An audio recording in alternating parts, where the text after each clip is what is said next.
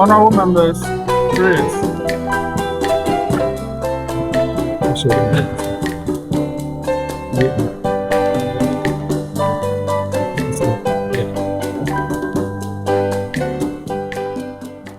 Almighty God, we humbly beseech thee to look with favor upon this Youth Impact Parliament. Grant that it may perform its high duty as in thy sight. Give divine guidance to the Executive Director of Youth Impact Movement. Endow senators and parliamentarians with discernment and vision, integrity and courage, that through the labors of this bicameral legislature, the interests and wishes of members may be well and truly served, and our good purposes for the common human life be realized in our midst. Amen.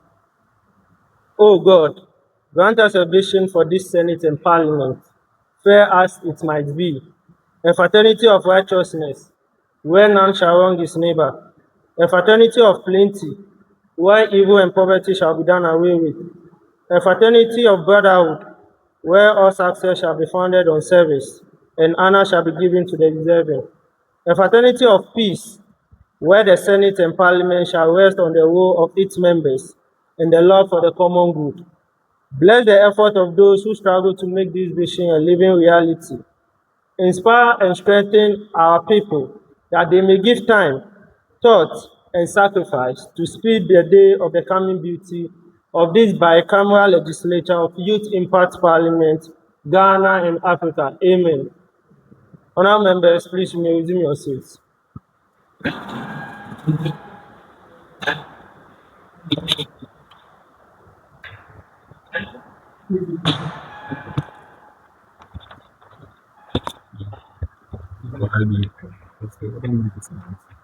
Honourable members, let's move straight to item 2 on our order paper, which is communication from founders. Honourable members, I read the communication on behalf of our founders.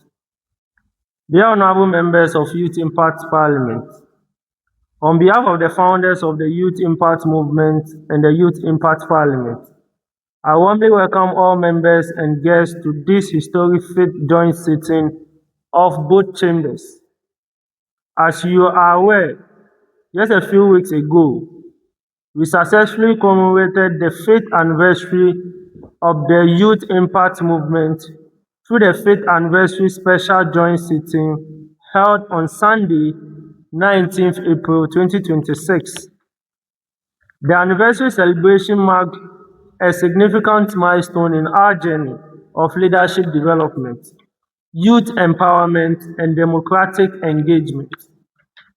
The occasion was honored by an impressive array of distinguished personalities, including Honorable James Gunu, the Volta Regional Minister, His Excellency Captain Retired George Kofi Umfojo, who is the Ghana's High Commissioner to Togo, Honorable Emmanuel Kwesi-Bedra, who is the Member of Parliament for Ho West, Honorable Divine Richard Bosson, who is the former Municipal Chief Executive for WHO, Dr. Soji Tete, Chief Executive Officer of the National Vaccine Institute, Tacheni Tete Jinjin II, Honorable Maunyo Agbe, Commander Kwame Jr.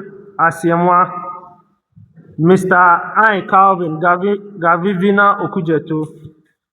We also had Mr. John Paul Semavo, a representative from several institutions and youth organizations. The anniversary sitting itself was rich in activities. Members were taken through the profile and achievement of Youth Impact Movement, the work of the Youth Impact Foundation, and the history and progress of Youth Impact Parliament. Testimonies from members whose lives have been impacted by the initiative and updates on the future vision of the organization. The occasion also witnessed the launch of YIP Chamber Fund, goodwill messages from partners and stakeholders, the cutting of the anniversary cake, and celebration marking 5 years of purposeful service and leadership development. Yay! Honorable members, our anniversary celebration extended beyond the joint sitting itself. On Tuesday, 21st April 2026, the Youth Impact Parliament successfully launched the Ola Girls Senior High School YIP Campus Club, Yay! bringing parliamentary education, leadership training, and civic engagement opportunities closer to students. The launch represented an important step towards nurturing future youth MPs and senators through structured leadership development at the school level. On Wednesday, 22nd April 2026, which marked exactly 5 years since the establishment of Youth Impact Movement, the Youth Impact Foundation organized a donation exercise at Rema Ghana Children's Home in support of children and vulnerable persons. Through this humanitarian intervention, we demonstrated that leadership is not only about governance and policy discussions, but also about compassion, service, and community impact. In addition, on Friday, 1st of May 2026, members, alumni, and friends of the movement gathered at Point and Kill for a fellowship and recreational session. The event provided an opportunity for networking, relationship building, reflection, and celebration of friendship and family spirit that have developed within the movement over the years. Honorable members, these activities remind us that Youth Impact Movement is more than a parliament. It is a movement that develops leaders, serve communities, build friendships, and create opportunities for personal growth and national development. As we celebrate our achievements, we remain mindful that greater responsibilities lies ahead. The next chapter of our journey requires renewed commitment, stronger institutions, and continued dedication to our mission of raising principled and impactful leaders. We thank every member, alumnus, patron, partner, guests, and supporters who have contributed to our success over the past 5 years. May we continue to build leaders and build legacy. Together we rise. Warm regards. Yay! Honorable members, that was the communication I received from our founders. Move straight to the item number 3 on our order paper, communication from the President. Thank you very much, the Right Honorable Speaker. Honorable Senators and members, before I proceed to read the communication from the President of the Senate, with all due respect, please allow me to introduce to the joint sitting our special guests who are in our midst.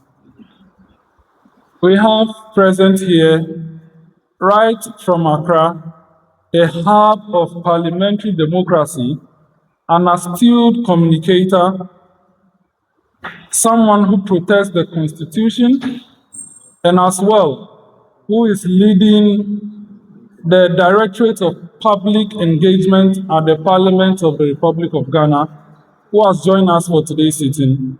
Allow me to introduce to you Superintendent Retired Efiatenge.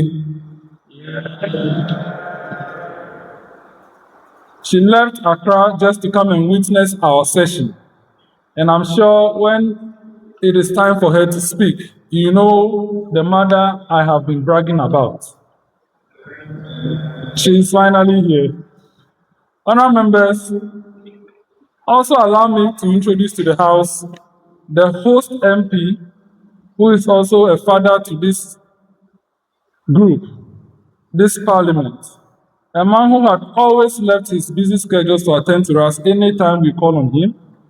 He is currently the incumbent member of parliament for Whole Central constituency and a member of Ghana's Parliamentary Committee on Education and also on the economy, Honorable Richmond Edem Kofi Otosu, MP.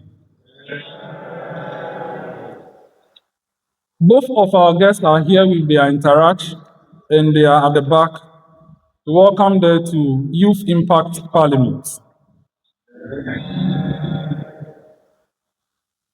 Honorable senators and members, distinguished guests, ladies and gentlemen, I am grateful for this opportunity to address this fifth joint sitting of both chambers, to provide an update on one of the most ambitious and transformational initiatives ever undertaken by Youth Impact Movement and the Youth Impact Parliament. Honorable members, during our fifth anniversary special joint sitting held on the 19th of April 2026, Youth Impact Parliament reached a historic milestone with the official launch of the YIP Chamber Fund. The fund was formally launched by His Excellency Captain Retired George Kofi Mfojo, Ghana's High Commissioner to Togo, who also made the first appeal for support towards this initiative. The launch of the YIP Chamber Fund represents more than a fundraising exercise. It represents the beginning of a long-term vision to establish a permanent home for Youth Impact Parliament and the wider Youth Impact Movement. It is a declaration that after 5 years of growth, impact, and institutional development, Youth Impact Parliament is ready to take the next bold step towards sustainability and permanence. Honorable members, since our establishment on the 22nd of April 2021, we have organized nothing less than 65 parliamentary sittings, over 31 virtual leadership seminars, and governance dialogues, not less than 3 visits to the Parliament of the Republic of Ghana, of whom our Member of Parliament and Director from Parliament of Ghana had always received us. Capacity building programs using borrowed, rented, and temporary facilities. Whilst these arrangements have enabled us to fulfill our missions, they also remind us of the need for a dedicated facility that reflects the stature, achievements, and future aspirations of this institution. It is for this reason that the YIP Chamber Fund was established. The fund serves as a strategic vehicle for mobilizing financial resources towards the acquisition of land, preparation of architectural designs, processing of documentation, construction of facility, procurement of furniture and equipment, and eventualization of the vision through the operationalization of the permanent parliamentary and administrative complex of YIP. Honorable members, permit me to provide further details regarding the proposed YIP chamber complex and office, which the fund seeks to finance. The proposed parliamentary chamber is envisioned as a modern legislative facility capable of accommodating nothing less than 200 members in a semi-arc parliamentary seating arrangement complemented by a public gallery with a seating capacity of 100 participants. The chamber will be designed to replicate the standards and atmosphere of professional legislative environment, just as we see at the Parliament of the Republic of Ghana. And as you know, when you go to Parliament, the members of Parliament have dedicated tables with integrated microphone system to aid in communication.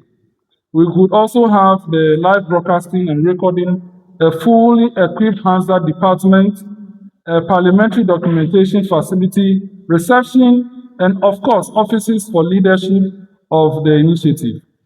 Beyond the parliamentary sittings, the chamber will serve as a venue for governance, dialogues, policy conferences, leadership summits, parliamentary simulations, civic education, ministerial retreats, and of course, board meetings for statutory organizations as well. Complementing this chamber will be a 3-story office building.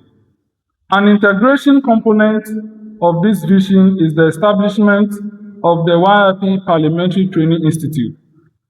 Just as you know, Parliament of Ghana has a Parliamentary Training Institute, and we are hoping that director will speak on that. But we are also hoping to have one that will train aspiring members, aspiring parliamentary candidates, and aspirants. Before they get to Parliament of Ghana, we would also give them a little bit of how to do their job. And that is the vision that will come after the commencement and the commissioning of the chamber. Honorable members, these projects cannot be realized by a few individuals alone. It requires a collective support of members, alumni, patrons, development partners, institutions, public administration, etc. Honestly, if your dreams do not scare you, they are not big enough. This vision of YIP scares us, and that is why we are encouraged. I therefore wish to use this opportunity to renew our appeal for support for the YIP Chamber Fund. Every contribution, whether large or small, brings us a step closer to acquiring and building our chamber. Together, let us not only build a chamber and an office complex, but a lasting monument to leadership, service, and democracy. I thank you all. Honorable members and senators, we'll move to item 4 on the order paper, communication from the Right Honorable Speaker.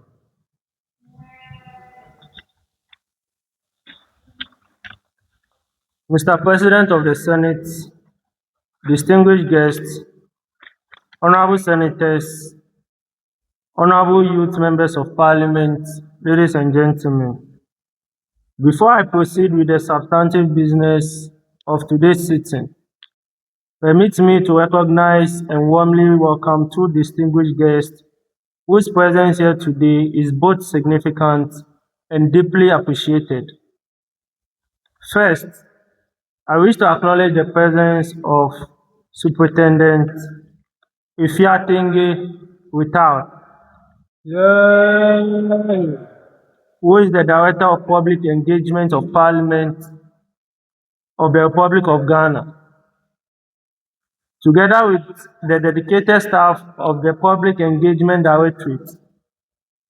Madam Director, your unwavering support for the Youth Impact Parliament over the years has been remarkable. You have consistently demonstrated your belief in the vision and mission of this institution, and have always been ready to support our cause whenever called upon.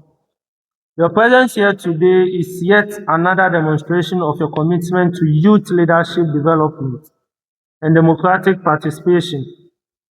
Through your office, the voice of this youth parliament continues to be amplified beyond our chamber, reaching broader audiences through parliamentary and public engagement platforms. On behalf of the Parliament and Senate of Youth Impact Parliament Ghana, we express our profound gratitude to you and your team for your continuous encouragement, guidance, and support. Yeah. I also wish to specially recognize the presence of Honorable Richmond Edem Kofi-Potosu, Yeah. Member of Parliament for Ho Central and our guest of honor for this sitting. Honorable Member, your relationship with the Youth Impact Parliament has gone beyond mere attendance at our programs. You have consistently demonstrated your commitment to youth development and have always made time for your youth parliament whenever called upon. Your support, counsel, encouragement, and willingness to identify with this initiative continue to inspire us. As a legislator serving in the Parliament of Ghana, your presence here today carries special significance. We are particularly honored that you have chosen to witness yet another milestone in our legislative journey. We believe you will be proud to observe young legislators actively engaging in the lawmaking process, not merely debating hypothetical or symbolic legislation, but considering bills that directly address institutional needs within the framework of Youth Impact Parliament and which will be implemented for the intended purpose. Mr. President, distinguished guests, honorable members, today marks another significant milestone in the legislative history of Youth Impact Parliament. We gather not merely as participants in a parliamentary exercise, but as custodians of a growing legislative tradition that continues to shape the future of this institution. At the fourth joint sitting of both chambers, this House made history through the passage of the YIP Forum of Women Parliamentarian Bill 2025, Yeah. which subsequently became our very first act. Through that legislation, we established a formal structure dedicated to promoting women's participation, mentorship, leadership development, representation, and inclusion within our parliamentary system. The successful implementation of Act 1 demonstrated the capacity of this Parliament and Senate to enact legislation that responds to institutional needs and advances our vision for inclusive leadership and sustainable organizational development. Today, we are presented with another historic opportunity. The YIP Campus Bill 2026 seeks to establish a formal framework for the creation, administration, operation, supervision, and growth of YIP campus clubs of Youth Impact Parliament to students at the junior high school level, senior high school, and tertiary levels, creating pathway for leadership development, parliamentary education, public speaking, civic engagement, and democratic participation. Should this joint sitting approve the bill and should it subsequently receive assent, it shall become our second act, which is Act 2 of the Youth Impact Parliament, Yeah. further enriching our legislative history and strengthening our institutional framework. Honorable members, legislation alone does not guarantee success. The success of every law depends largely on the quality of leadership entrusted with its implementation.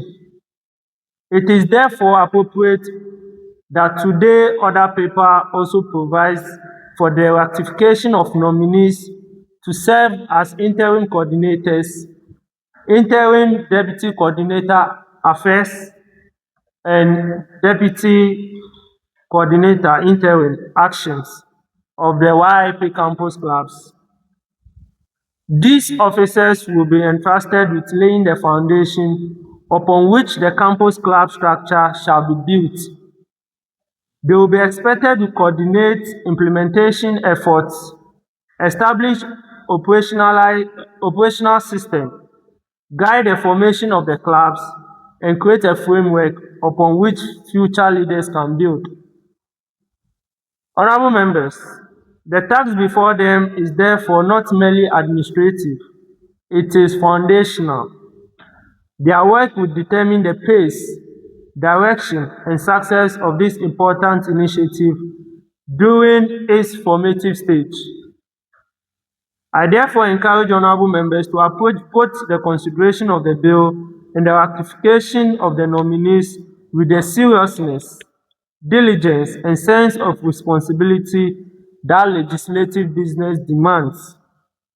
May today's proceedings further demonstrate our commitment to democratic governance, legislative excellence, institutional development, and youth leadership advancement. I thank you all. Yay! Honorable members, item 5 on the order paper, Joint Business Committee report. May I respectfully invite the Deputy Majority Leader of Parliament, since the Chairman of the Business Committee is not around. Honorable Deputy Majority Leader, please, you may lay the Business Committee report.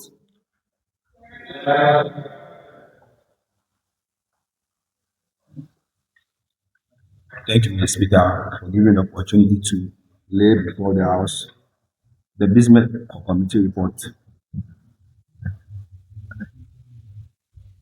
For the 8th sitting of the First Senate and the 11th sitting of the 5th Parliament, doubling as the 5th joint sitting of the Upper Chamber and the Lower Chamber of the Youth Parliament on the 14th of June 2026. Before the commencement of business, we had the opening prayer, communication from founders, communication from the President, communication from Speaker, and introduction of Senate and Youth MPs. We then proceeded to the commencement of opening guest business, remarked by the Director of Public Engagement of Parliament of Ghana, remarked by the NAP Volta Regional Coordinator, Mr. Johnson Sam Lafu, and also addressed by Member of Parliament for Whole Central, Honorable Kotosu Kofi Edem. We then moved to the commencement of legislative business, passage of the YIP Campus Club Bill 2026 Act 2, assent to the YIP Campus Club Bill 2026 Act 2. We then proceeded the commencement of the club appointment, ratification and nomination of interim coordinator of the YIP Campus Clubs, ratification of nomination of the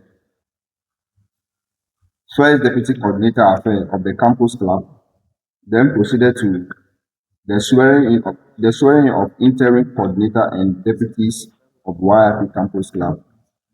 Acceptance speech by the interim coordinator of the YIP Campus Club on June to August 2026.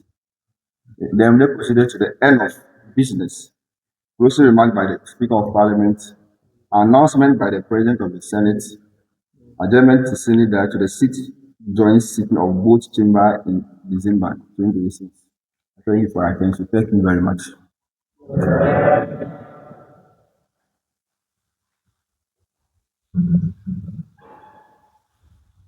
Honorable Leader, Aisha, I could hardly hear you from where I was. No, you don't need to present it again. You don't need to present it again. Okay, fine, no problem. Honorable Senators and members, the Business Committee joint report has been presented. It contains the business to be transacted today.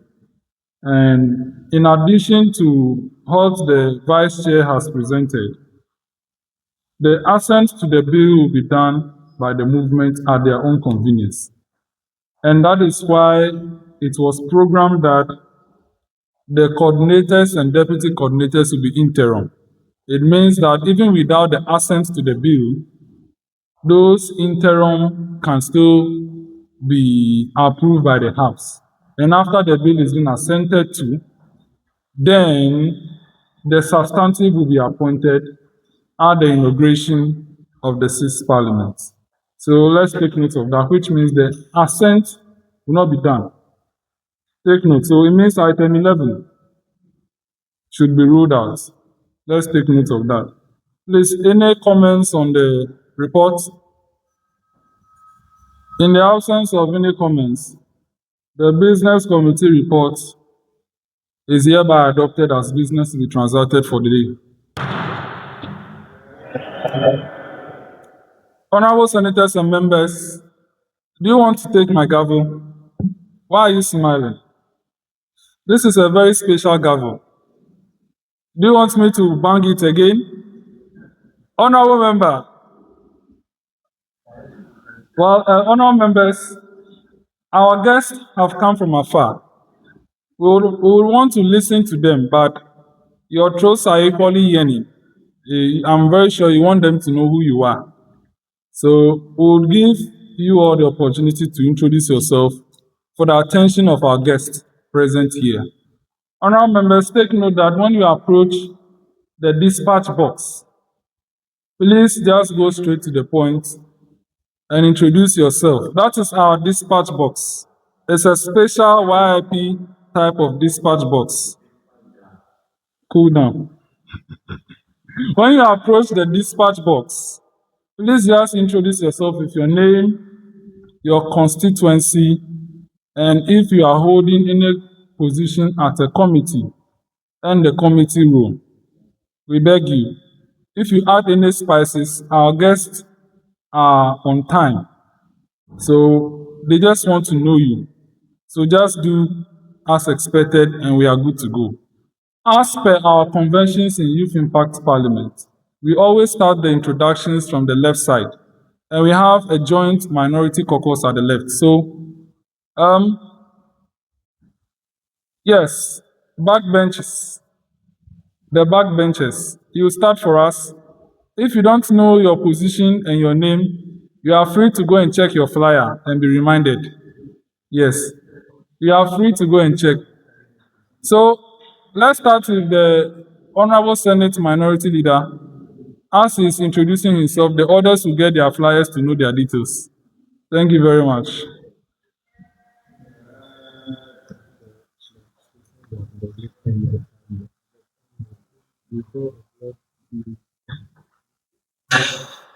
Thank you, Mr. Speaker, and then the Right President of the Senate. My name is Edward Amenu, and I'm the Minority Leader of the First Senate. Thank you.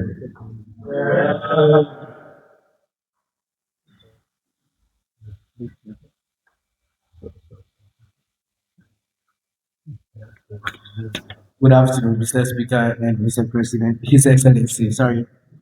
My name is Selim Prince Gaglosu. I'm the chairperson of Entertainment Committee and also a senator for Upper East constituency. Thank you very much. Yeah.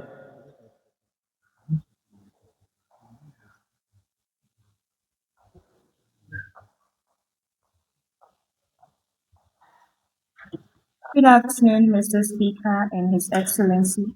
I'm in the person of Memoranda Secretary Gbemu, the Vice Chairperson on the agenda of the Committee of Gender and the Senator for the Eastern East constituency. Thank you. Yeah.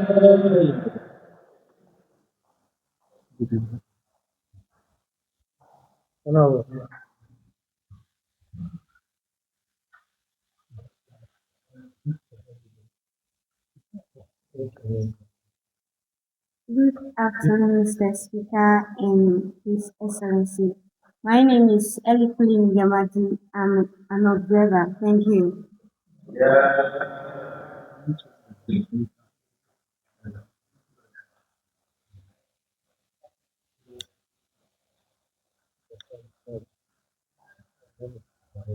Good afternoon, Mr. Speaker.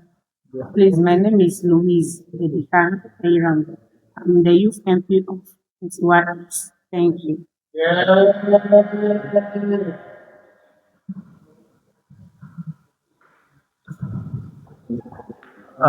Honorable members, there's a precedent that has been set. You don't say good afternoon in the chamber. You're addressing us, just go straight to the point. I go by the name Janet Agbalonyum, Senator for Savannah North Senatorial Constituency and the chairperson for the organizing committee of the Senate. Thank you.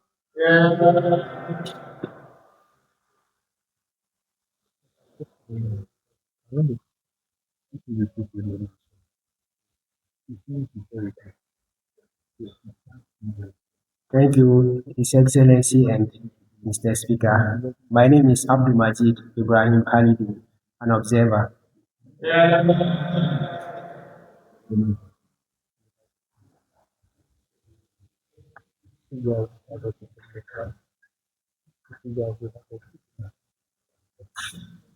Thank you, Mr. Speaker and His Excellency. I go by the name John Seran Kumoji, Youth MP for Ayawasu Central, and the Vice Chairperson for the Privileges Committee. Thank you.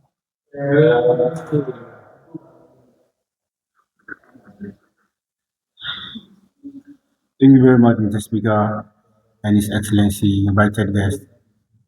I go by the name Richmond Adjei Adam Kojo, Youth MP for Ayawasu West Wagon, and the chairperson for Food and Agriculture.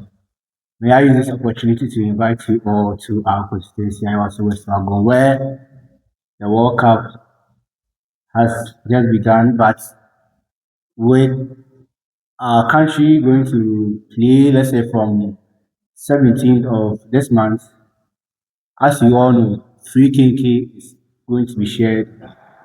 And as we all come together and then share, thank you very much.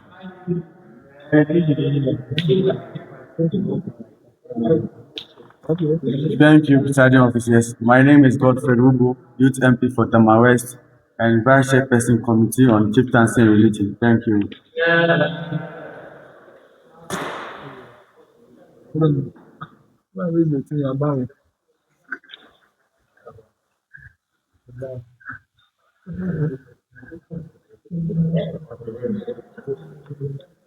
Thank you very much, Honorable Presiding Officers, for the opportunity granted me. I am Adjei Samson, the Youth MP for the lovely people of Afram Place North, the first Deputy Minority Whip of this August House, and also the Vice Chairperson of the Organizing Committee. Mr. Speaker, in my constituency, I want to let the House know we have beautiful islands like Pala Island, Dija Island, Dwarf Island, and so on and so forth. So if you are looking for a place for excursion, look no further than Go Afram Place North. Right, Honorable Speaker, before I resume my seat, I would like to draw the House attention to this. About 9 months now, when the ferry that transports passengers from Pandutoko to Agoreke has been broken down, and I reported to the House and then also making statement. I want to joyfully report to the House that the ferry has been maintained and returned to the district for purposes to be continuing. I want to let the House know. I thank you.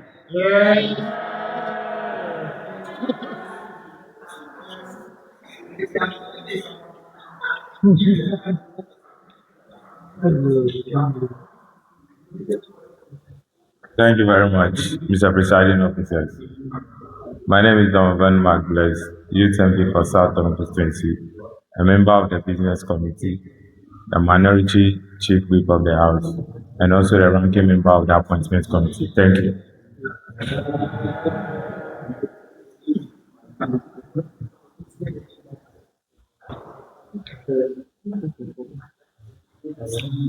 Thank you very much, presiding officers, the House, our esteemed guests, for the opportunity.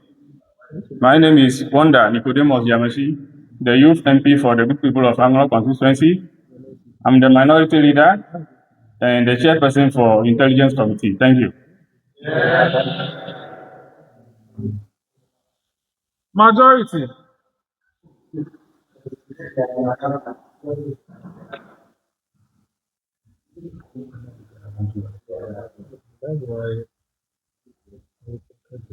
Thank you, Mr. Speaker. My name is Yayra. I'm the Deputy Marshal of the Senate and a member of the organizing committee. Thank you. Elinam. Yeah, my name is Eric Ameko.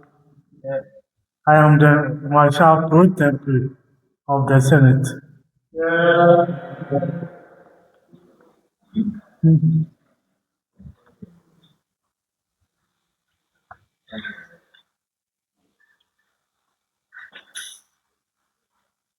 Thank you, Mr. Speaker. My name is Ibrahim Musa Kabir. My name is Ibrahim Musa Kabir, Greater Accra West constituency, and Vice Chairperson of the Rules Committee. Thank you.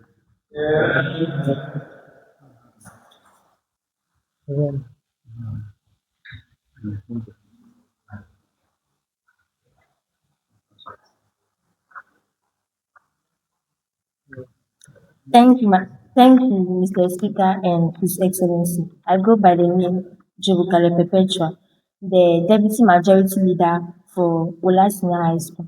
Thank you. Yeah. So she's the only member of the club who is here. She's from the Ola Girls Club, and she has come to witness the passage of the law. Let's give her another here. Thank you very much, Mr. Presiding Officers. My name is Adun Charles. You can call me Akatovi. I am the UMP for West Constituency, and I am also the External Affairs Chair. Mr. Speaker, I want to commend Honorable Emmanuel Bajira, and I also want to state here that we are going to have a 5-day free medical outreach, which is going to start from Monday, 27 July 2026 to Friday, 31st July 2026. And we are going to be in Awudu Mechitu Health Center and also Julobogano. The Speaker, some of the medical attention we are going to draw are high blood pressure, diabetes, dental issues, wound care, free and HIS registration, and so forth and so on. Mr. Speaker, these are some of the things we are doing in West constituency, and I really commend Honorable Emmanuel Bajira for the great initiative. Thank you very much, Your Honor.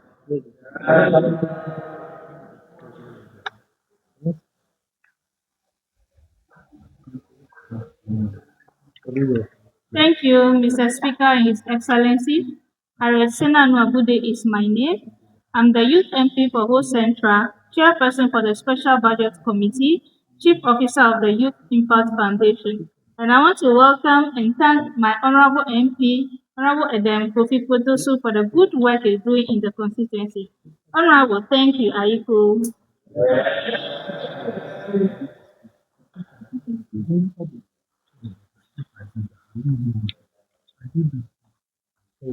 Thank you very much for the opportunity, Mr. Presiding Officers. I am Mr. Atiku Fakwe, representing Okaigwe North constituency and also serving on the Privileges Committee as a deputy ranking member. Thank you.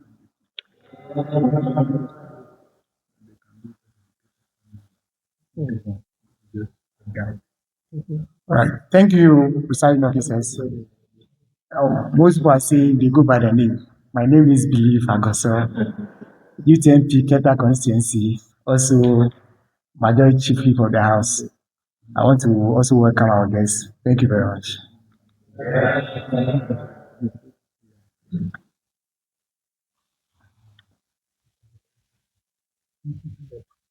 Thank you, Mr. Presiding Officers. My name is Cyril Kekeli Amevo, the Majority Leader of the Senate, the Senator for the Volta East Senatorial Constituency. And I want to stand on this to welcome our guests. Thank you.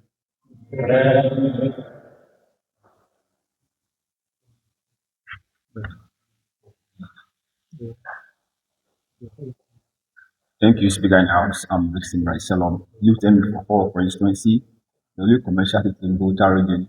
The Speaker, I'm the Vice Chairman for the Business Committee. Mr. Speaker, I want you to continue to commend Honorable Chairman for making sure that the Fudume stretch of Hallway is staffed Mr. Speaker. This is how we like it in the town.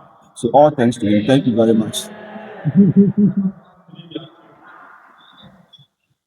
Thank you very much, Honorable Deputy Majority Leader. Honorable members, just give me the kind pleasure to introduce the clerks at table.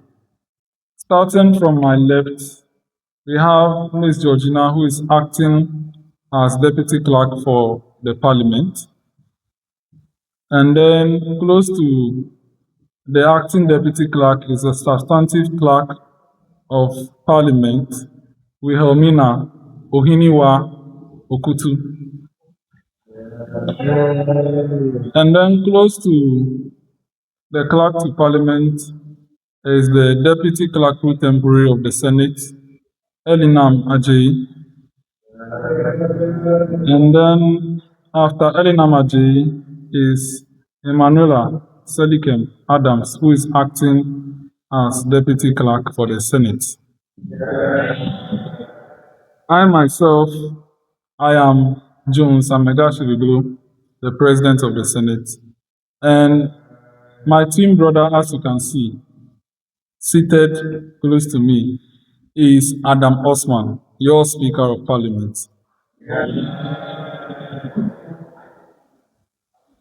Honourable members, we are moving to the commencement of opening guest business. Honourable Doche, I am afraid I cannot take your intervention because we have to move on with business. So we'll move to commencement of opening guest business.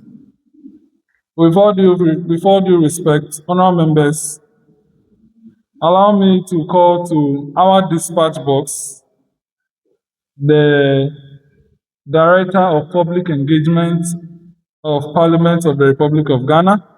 Her department is a very important department. It is because of a department that is why we are being taken at Parliament of Ghana and we are able to see whatever happens there. Today, the director herself has left Ankrah to come and witness what we are doing, and she's here to speak with us as our guest speaker. And at this point in time, with all due respect, I will now call to our dispatch box Superintendent Retired Ifeatinge.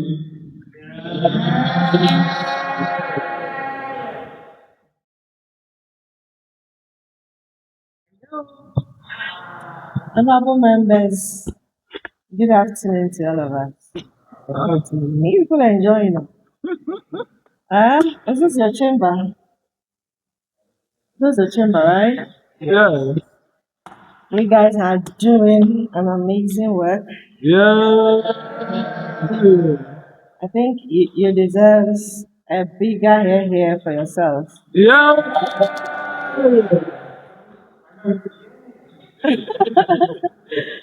All right, thank you very much. I don't know if you know if I should go for the speech I came here with, or I should just engage you extempore. Engage. And let me acknowledge the presence of your honorable member. In fact, when I came and I saw him, I was like, hey, he's been able to make it here. Yeah. But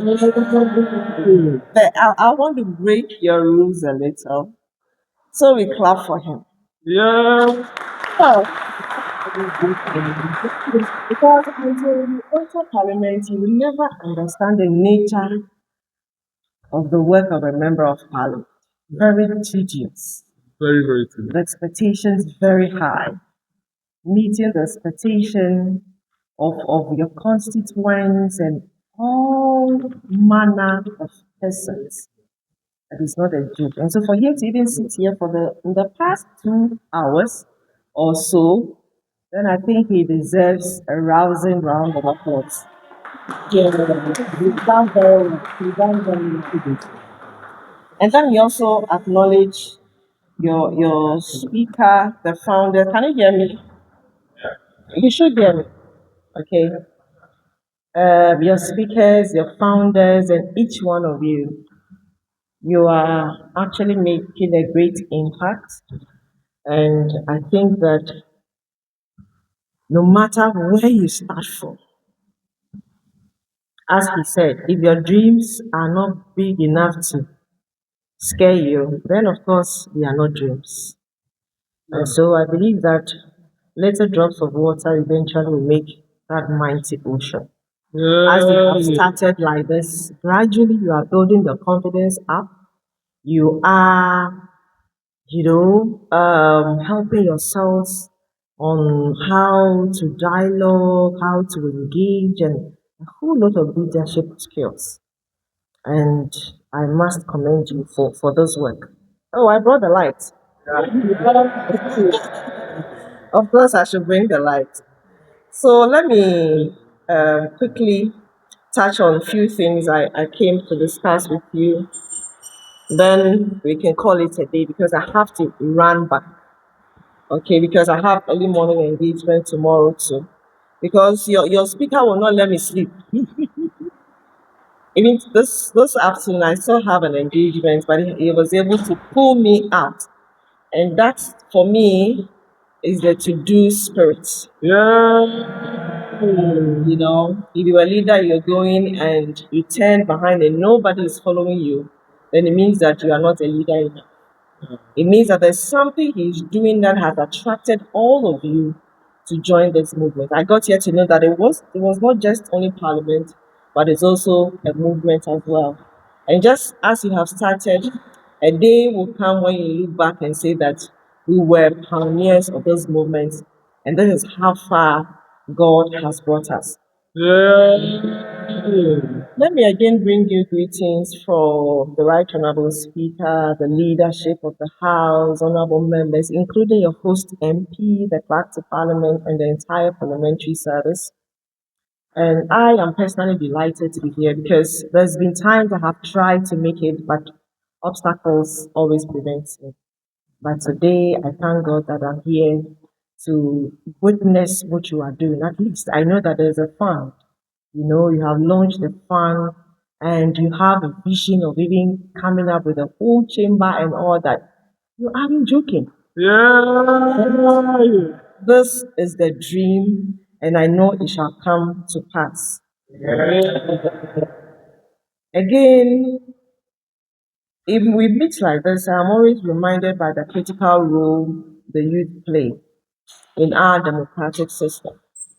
And I was going through the 2021 census, housing census, and I realized that the population of the youth around that time, when the housing census was conducted in 2021, was around 11.8 million. 11.8 million youth population in Ghana. Wow. And you all fall under this youth population.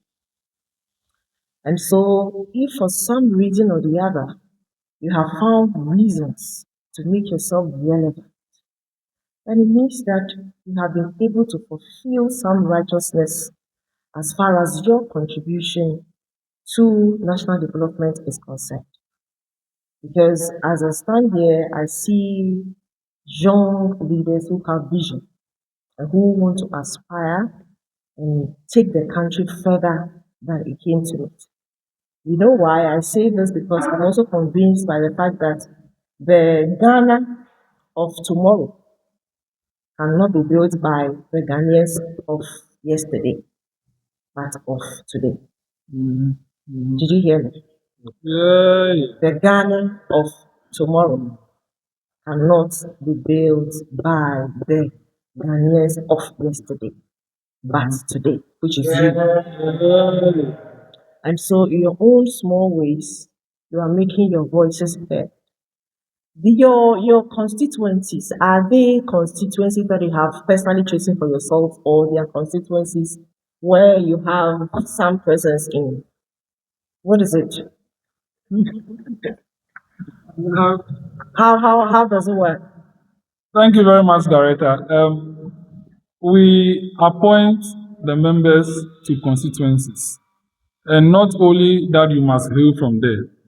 Sometimes we would have three people coming from the same constituency, but we don't want to deny them the opportunity.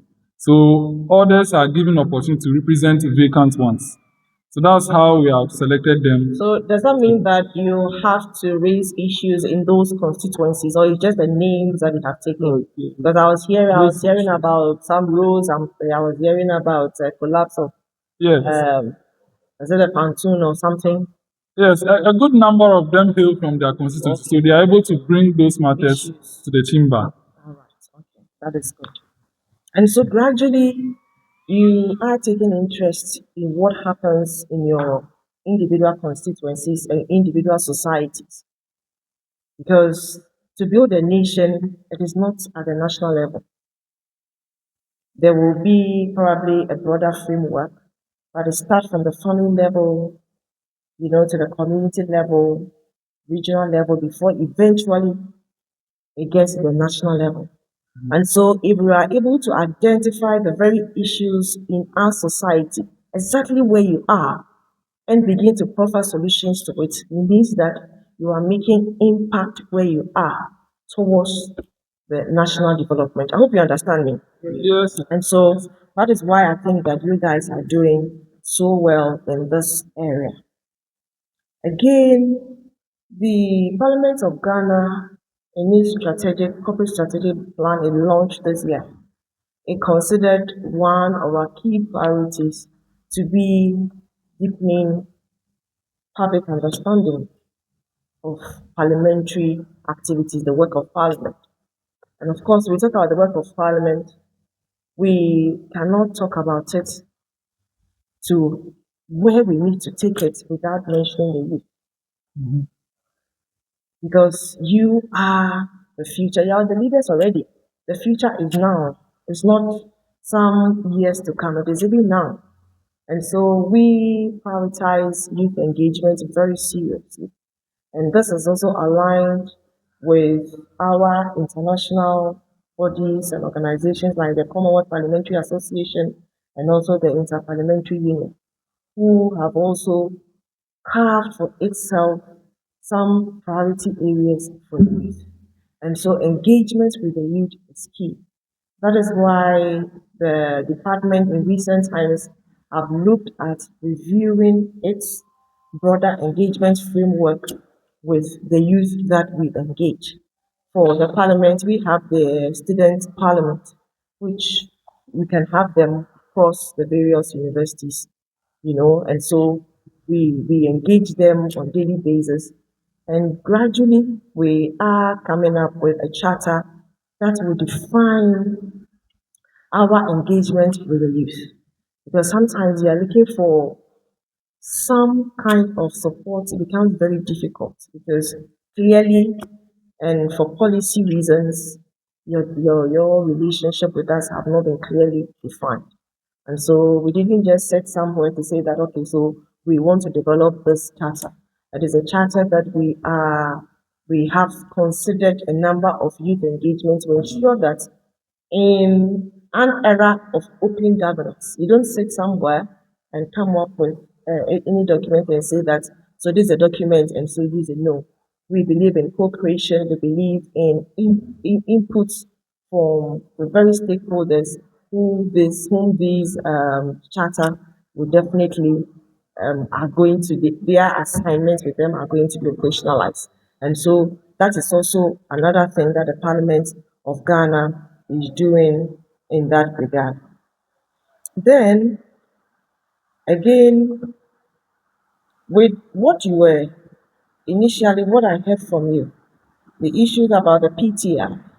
The PTI is the Parliamentary Training Institute. It organizes periodic courses to help people understand how Parliament works. You will never know until you enter Parliament to know that you are an illiterate, actually, to be in the Parliament, because there's a whole lot of work you need to learn. No matter how good you think you are, when you get in the parliamentary procedures, the processes, the privileges, the standing orders, you must take your time to learn.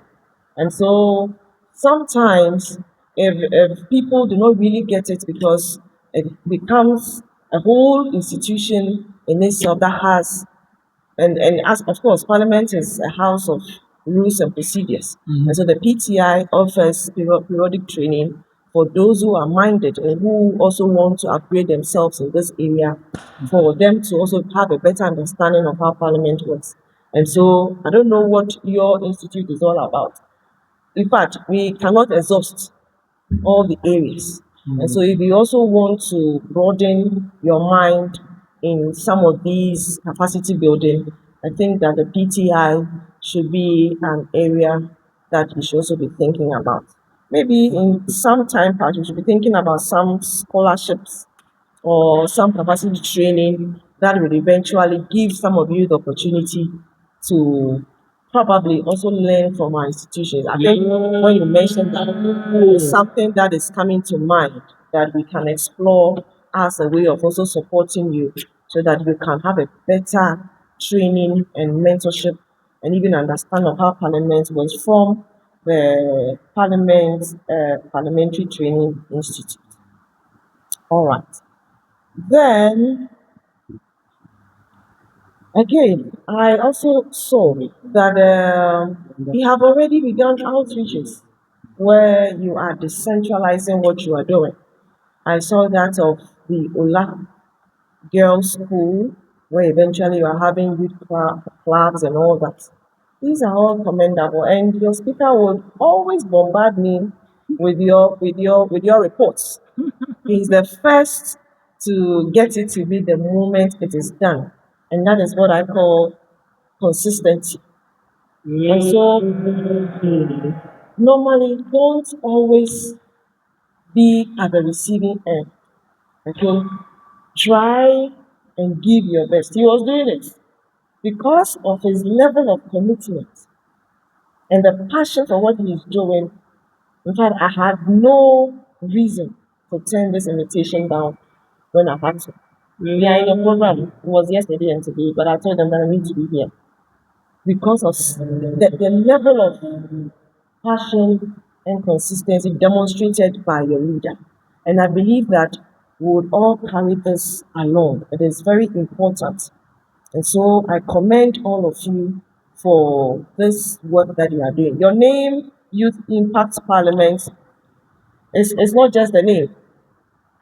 The impact is actually reflecting in what you are doing. So the Youth Impact Parliament is actually reflecting what you are doing.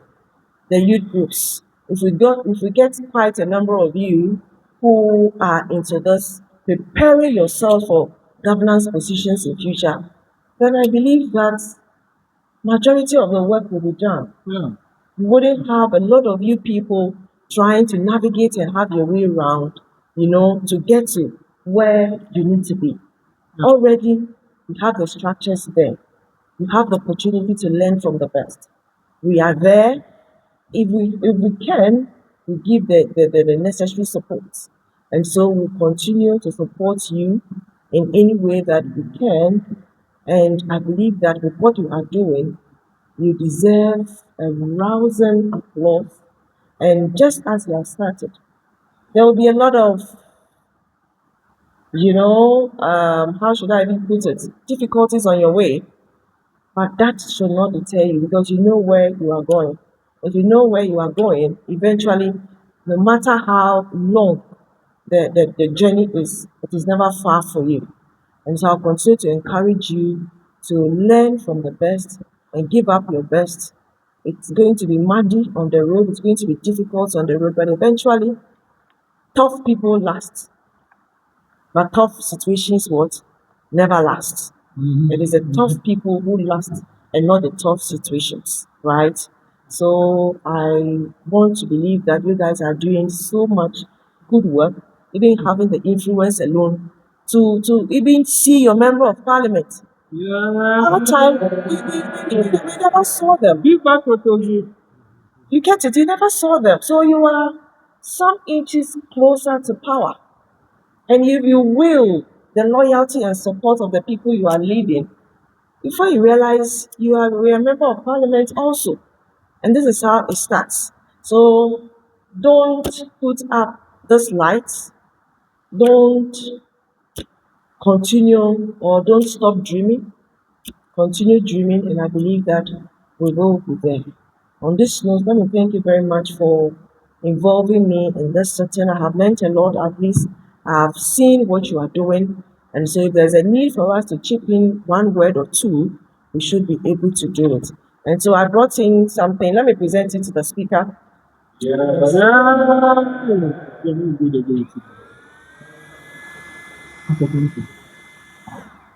So the rules are relaxed purposely because of our engagement. So let me present it to you.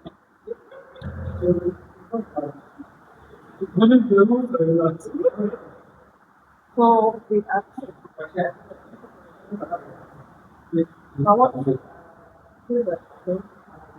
I have a lot of information in there.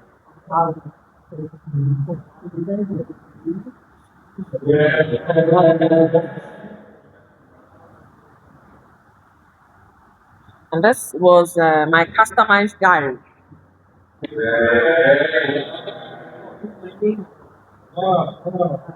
So I give it to you. Okay. Oh.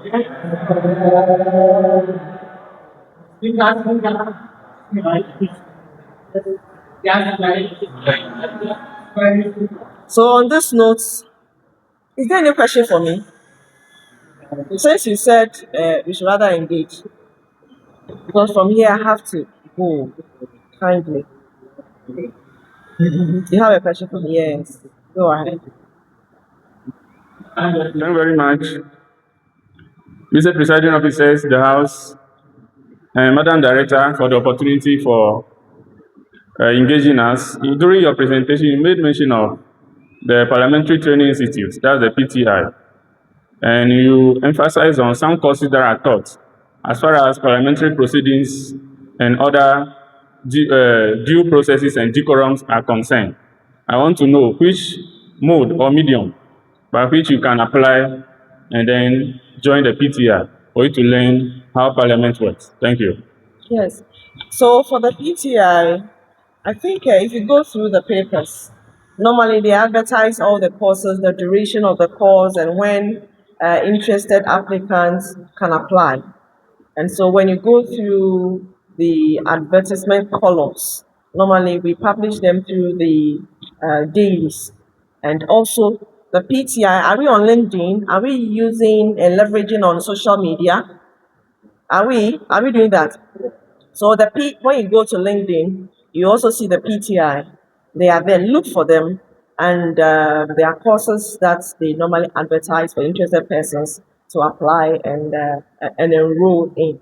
Okay. So once you are interested in parliamentary democracy, please, will be your duty to be searching for the information wherever they are, so that you prep yourself for the right opportunity. And again, I'll give you this advice that I've heard the speaker give on a number of occasions. That is, focus on one specific area. There are so many areas now of global attention. Issues of climate change, issues of gender, issues of poverty, even the SDGs. Which of them are you inclined to? Pick up something and be known for that. So let's say that we are talking about, let's say, affirmative action.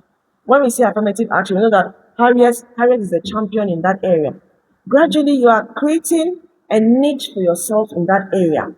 You cannot be an expert if you are jack of all trades. It's good to know a little bit of everything, but try as much as possible to be known for something. Right? If it's unemployment, if it's issues about let me say mining, something. There are so many problems that we are bedeviled with. So look for one area that you think that you are interested in. Develop yourself in that area, because we're looking for experts. You are the one who will come for in that area for you to support us. Even in our engagement programs like this, we are going somewhere, and I believe that I need maybe a youth voice in this area. If I call Jones and I say, Jones, I need someone. I remember when we were going to have the breakfast forum like this, we wanted a youth in the area who was going to speak on issues of parliamentary decentralization, how we can take parliament closer to the people. And once you link up to the right person, oh, okay, so this guy is good for this particular area. We get that person and you are off. You know, don't be all over the place. Stop swimming and concentrate on one area, okay? Something that you are known for. So from today, you can help each other. Okay, so you are personally known for this area. So what are every information you want? They are on the internet, but to get the right information is the issue. Try and make sure that you are connected to the right sources as far as the information is concerned, and develop yourself in that area. If there are opportunities for us to recommend any of you for whether international programs, whether youth, what do we call it, debate and what have you, definitely will come for you, because we know that when we put you there, you will not embarrass the nation. I know that our first group of students will be traveling to Australia in July. You know, those who emerged as winners in our Commonwealth parliamentary debates. And they are going to compete with other youth all over the world. And that is the Commonwealth Parliamentary Association. And we know that they will come back with the flag of Ghana flying high. So this is what I want you to begin to look at. Concentrate on one area. If you are into medics, whatever you are, just pick on one aspect and make sure that you are developing yourself well and endowed in that area. Okay? All right. Okay. Is that all? Hey. Okay. Okay, so I take it from this side, so I can have one from that side.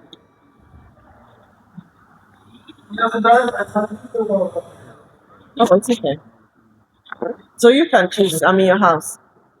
Thank you, Speaker in the House. I'm Vixen by Sell MP for Hall, for instance. The only commercial city in Volta Region. Mr. Speaker, the only commercial city in Volta. The only Commercial city in Volta Region. commercial city Yes, please. is where home. Hawkway. Oh, well, oh, okay, okay. Yes. Thank you very much. So you made mention about the PTI. I think YIP, this is the third time we used it for Parliament of Ghana. Out of the three, the PTI received us and taught us some of the things that the Parliament go to as well. So we want to appeal to you that the next time we can, which will be next year, we want to be your ardent student. We want us to be your ardent student at the PTI. So anytime you come, you receive us, we learn a lot of things. Most of the youth MPs over here are innovators, including myself as well. We spoke about the SDG. Yeah. We are doing about the zero anger. In our part of the world, we are dealing with innovation. Most of us over here are innovators. So anytime we come, maybe you could give us the spotlight, we showcase what you want. But where Ghana stands now, we need people who can do the critical thinking as well. So we add that big part to the value addition of most of our minerals as well. So that's what I want to play with you. So that anytime you come, those of us who are into that, we could register our details, then give us the spotlight as well. Thank you very much. All right. I think the PTI, I think we organized it. The department organized your. It was not the one that you, Honorable Kojo upon Kuma. Yes. So we organized, and normally when you apply to visit us, I ask you your interest areas, so that I can get committee members who will speak specifically on subject matter areas. We get them to assist you and also to broaden your mind in those areas. So we are here to support. We want to see all of you moving higher and higher than we ever became, and to extent where we'll be proud to say that, of course, I knew that this guy or this lady would make it, and of course they've made it. And so we are there to support, channel all your concerns and training needs through Jones, and we can even organize virtual training programs for you. Yes. We can get the clerks to offer the training you need for yourselves. Even if there's, I hope you know that there's a new standing orders. And again, don't just limit yourselves within your parliament. There are lots of issues in the Volta region. And so if you think that this issue is something that warrants national attention, find a way to get that message across. That you, the youth, because you are the voice of the youth. And it's only when you have made impact where you are, that is when people will come to you the next time and say that, oh, okay, when I reached out to ABCD, of course, I got results. Some of the things, it doesn't even get to where they need to get to. So once you are building some structures to link up to areas of decision making and policy direction and what have you, you also need to take issues up and say that youth impact parliament, this is what we have observed. And please don't tell us the problem without offering any solution. Because the moment you see a problem, do you know what comes right after? What comes right after is that you have a solution. That is what it is. So if everybody is passing and nobody is complaining about this death here, it means that the rest of them are blind to what is happening here. But the moment you can see, it means that God has given you a solution to that problem. And so you are the only one who has that solution to that problem. And so begin to let your voice be heard on issues of national importance. And don't mimic Parliament as just mimicking us. What are you saying? What is happening? Is there any issue in Volta Region that calls for national attention? Can you issue a press release and tag the relevant institutions? You get it? So gradually make yourself known. Advocacy starts from a point. Start from a point. Get people to understand what the problem is and find a solution and say that, okay, so based on A, B, C, and D, these are the solutions we have thought, and this is how we believe it can help. If you hear that there's something happening, a whole lot of issues probably emanating from Parliament, what is your view? What are you saying? What is the youth saying?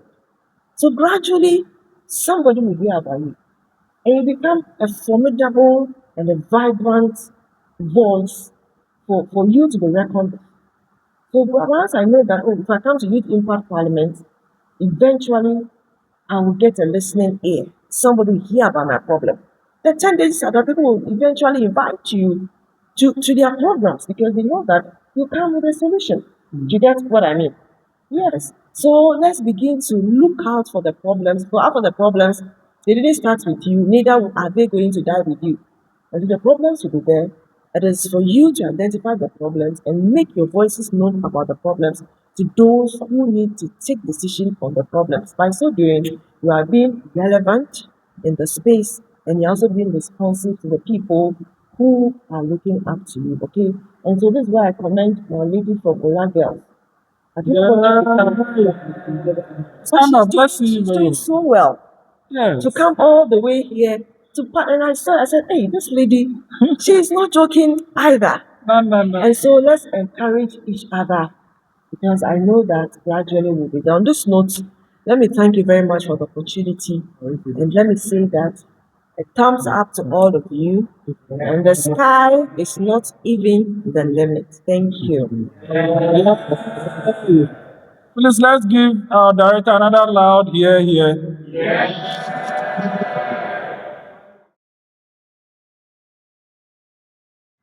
Director, we are honestly short of words because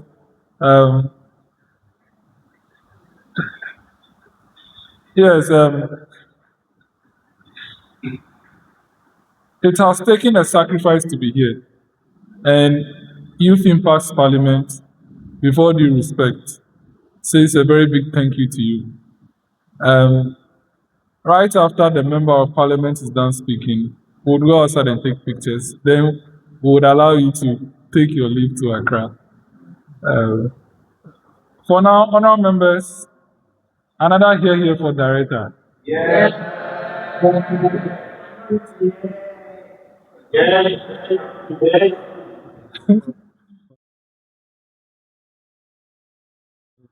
Honourable senators and members, may I now call on the host Member of Parliament for Ho Central, our own Papa, who goes with the slogan, Viva Totosu, Viva Mahama. He has a lot of schedules, but has left them to just come and witness us pass the bill today. So on this note, I now call to our YIP dispatch box, Honorable Richmond Eden Kofi Totosu, MP.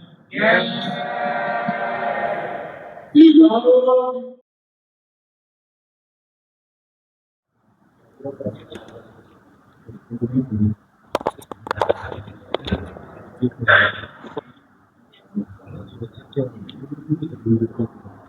you, the President of YIP. I stand here as MP for Whole Central to have a small discussion with you. You are here as young parliamentarians trying to advance your way out into maturity. When the Director for Public Affairs was speaking, she alluded to the fact that when you enter Parliament and they take you through the PTI, you realize that you are an illiterate. And it's very true. Having a discussion with her, we realize that what Ghanaians look out for in MPs is not what the Constitution says. The Constitution of Ghana has given us three main things to do as MPs. That is our legislative role, to make laws for our country, our oversight role, and representation of the people in Parliament. These are the three main things that you are supposed to do. In fact, in civilized democracies, if we were to be in a civilized democracy, most of we parliamentarians in Ghana will be in jail by now. Because some of the things we do are out of our way. As an MP, you don't have any role in going to construct a school block or a clinic anywhere, or even say that a road. You don't have that. You don't have that power. You only lobby. So here we come. There is an issue in Ghana now concerning our LGBTQ AAP plus. That I know all of you are aware of, and you are also following keenly. But what I need to say is that as for the bill, it has been passed. But in politics, there are certain things that you need to do. Political maturity also counts. The bill was passed when the speaker was not around, and the president finds himself in another country doing state business. So politically and maturely, the speaker must find a way of holding the whole institution together to protect the country and the president. Because as of the time the president was going, there was no idea of passage of that bill. And these people who are promoting it outside our four walls are not just mere human beings. They have gone beyond the walls of being human beings. So he must find a way of protecting his president. So he must make certain comments to water down the effect of its passage. That is how I see it. That is political maturity. Yeah. But the bill, in reality, it has been passed because it went through all the stages. When I sat here and I took your order paper, I saw first reading, second reading, then to the fifth reading. Second reading, consideration, the consideration stage, the third reading and passage, then assent, which is the same procedure we follow. The first reading is when the bill is introduced to the floor of Parliament. Once it is introduced to the floor of Parliament, it is made available to all MPs. Then the long title is read and is considered as being read for the first time. You are supposed to go through it individually. If you have any amendment, you write it and give it out. It will be considered at the committee level. So the real work is at the committee level. So the committee will go and meet and discuss it clause by clause. Then after that, they come and make a presentation to the plenary, whether it should be taken as an urgent bill or a normal bill. If it's an urgent bill, then we begin the processes. The motion is moved for second reading and consideration. Then we go through clause by clause, clause by clause, clause by clause. Then after the consideration, if it's an urgent bill, then a motion is moved for the third reading. So in our standing orders, order 1721 gives room that we suspend the standing orders for the third reading to be done. But in reality, the third reading, before it goes on, at least one sitting day should have lapsed. But if you don't go and use that, it means that you are faulted. But all these things were respected during the process. I was vividly in the chamber, and it was the chief whip who moved that the speaker should grant us the opportunity to, step down the time and have a third reading and its passage. And it was seconded by the majority leader. So, we are living in a country where we say that the first to report is always right. Is that not it? I remember one day I think about 3 days ago, I was just thinking back, and I realized that this is when I was young. If you fight with your brother and your father is coming from the town, the first to go and report, you are right. So when your father enters the house, you will be beaten. The other person will be beaten. Because when you go, you are going to tell him your side of the story, and you will not have the patience to come and ask you to listen to the other side of the story, but he will beat you.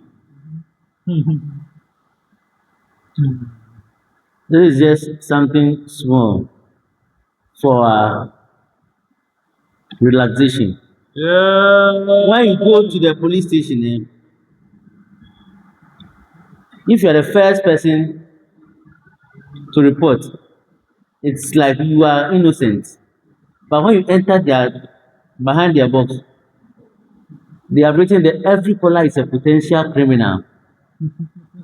So you, the person going to report first, you're also a potential criminal. So it's not the first to report, but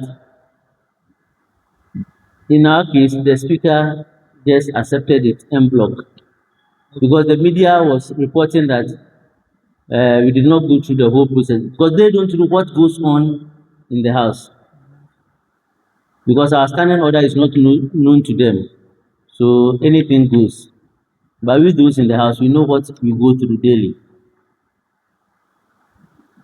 Now, as I stand here, the only person who can bring that bill back to Parliament is the President.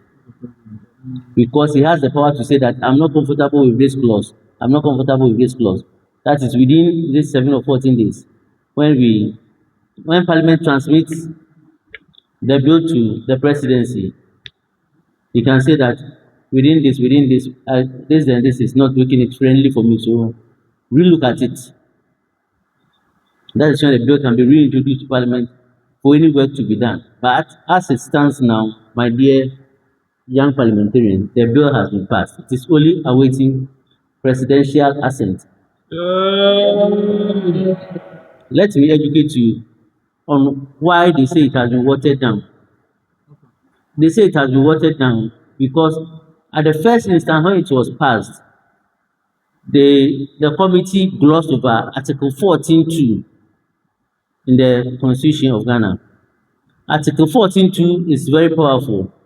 It says that anybody accused of criminality must be represented in court. Is that not it? So if you are an armed robber and they are prosecuting you, and your lawyer goes to represent you because the lawyer advocating for robbers is the lawyer advocating for robbers or promoting robbers. This is a question that you should respond to. Is the lawyer advocating for robbers? No. Definitely, the lawyer is not advocating for robbers, But maybe you are not an armed robber, but at that material time you were around that area and you were dressed anyhow, so they thought you are one of them and they arrested you and they are prosecuting you. So lawyer will come in and I'll make a case for you to say that no, you are not an armed robber. Maybe you are visiting your girlfriend that evening and she had locked the gate, so you are loitering around waiting for her. And something happened and you were arrested. Maybe there was a police swoop in that area that evening for those who have been using that medicine in the night.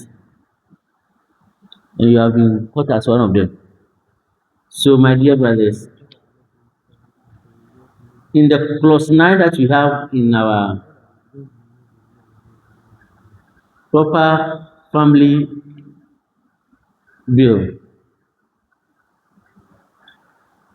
we said that if somebody is caught as a gay or somebody is suspected to be a gay, that person must be represented by a lawyer. It's a human right. Is that not it? Yeah. If an armed robber can be represented by a lawyer, then a gay person should also be represented by a lawyer. Yeah. And you can't say that that lawyer is promoting what? Gayism. And that's the only problem with the whole bill. If somebody, a man goes to sleep with another man, and the person has a, how do you call it, a health challenge, does that person deserve to be treated by a lawyer, a doctor? Yeah. Does that person deserve to be treated by a doctor? Yeah. So if an armed robber goes to rob and he is shot and he comes to the hospital, would the doctor treat him or her? So if the doctor will treat him or her, then that gay person also has the right to what? A doctor. Is that not it? Yeah. Do we say that the doctor is also what? Advocating for or promoting gayism or lesbianism? No. Yeah, and that's the only problem with the whole thing, that they say it has been watered down. The first one that they did, had it gone through, had the president signed, I think there was a miscommunication between them. The man who went to the Supreme Court and the president, there was a miscommunication. When the presidency ruled that they shouldn't transmit the bill to them, they should have allowed the president to assent. Then it goes to the Supreme Court, then they will shoot it down. Then it becomes a bad law. Because Article 2 of our Constitution says that any law that is inconsistent with the Constitution is null and void. And that is all that the Supreme Court would have stood on to strike down the whole bill. But they were in a hurry to prevent it from coming to the presidency. They should have allowed it to come to the presidency. The president will sign. Then they will now go to the Supreme Court, and the Supreme Court will shoot it down and say it's a bad law. The parliament would have been found wanting.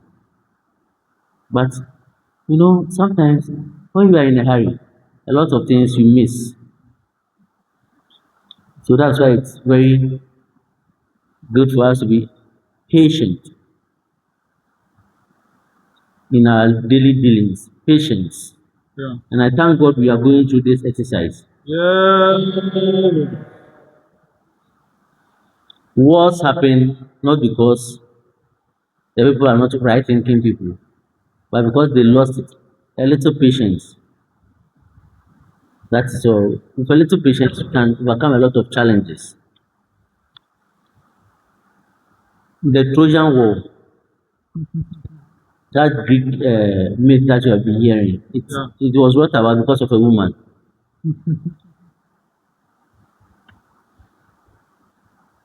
Helen of Troy. They said the lady was very beautiful. I have never seen her before. But I read about her in Dr. Faustus, written by Henrik Ibsen. When Dr. Faustus went to take magical powers and could conjure anything, Dr. Faustus conjured Helen of Troy to come. And the description in that play of Helen of Troy, any other man on earth will fall for her. So one one prince went, Ellen of Troy was married to another prince. One prince went to see her and eloped with her. And that's what caused the war.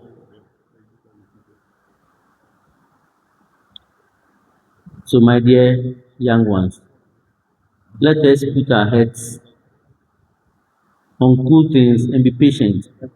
More is yet to come for our dear country.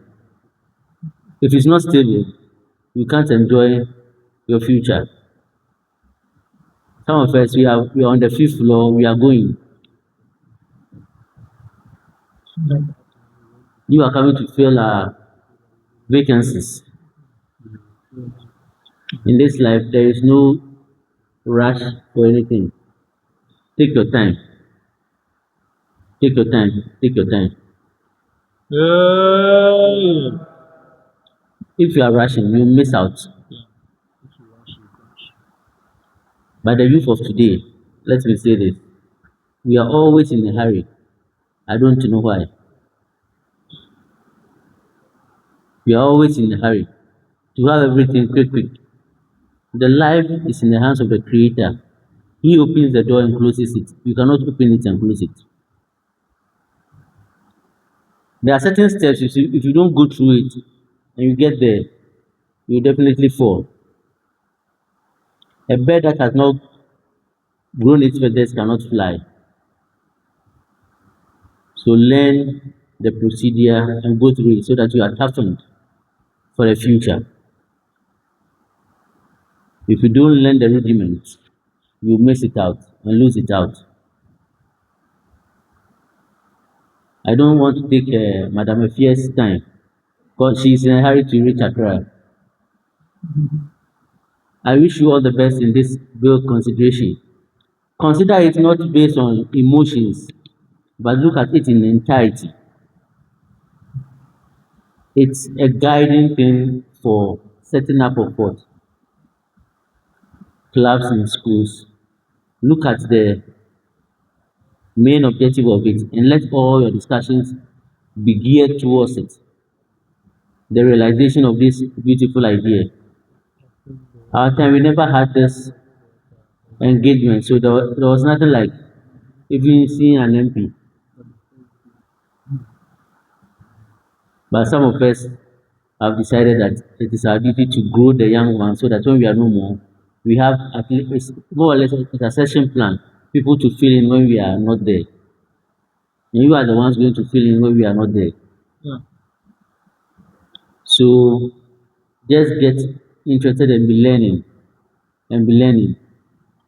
But more to it, you also need to be educating the masses. Yeah.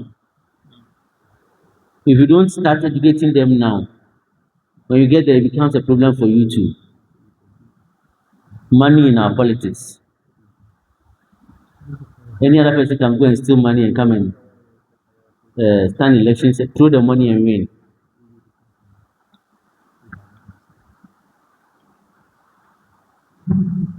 As a legislator, you have to be a man of integrity.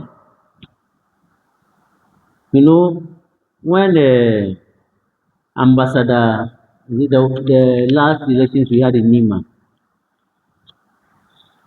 when he won, and people were distributing TV sets and motorbikes. Yes. When he came to Parliament, he said it was after the results had been declared that he got to know that people were distributing those things in his name.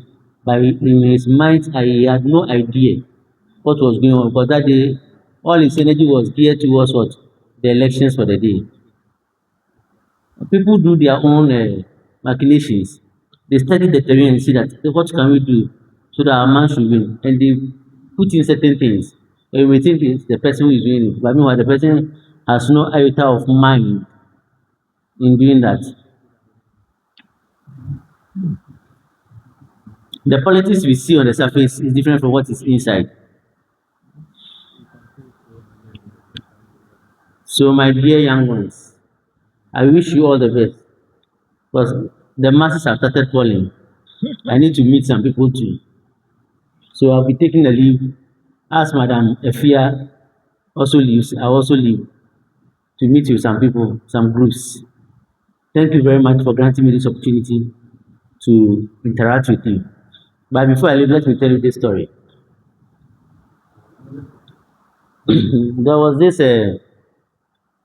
lawyer who went to the court, and in those days there was no ICT, so they go to court with books, and some of the books are as old as Methuselah, and sometimes you see cockroaches. So there was this judge seated there, and this lawyer was making presentations, and the judge saw the cockroach coming out of the book, yes, and the judge screamed, "Hey, cockroaches at the bar!"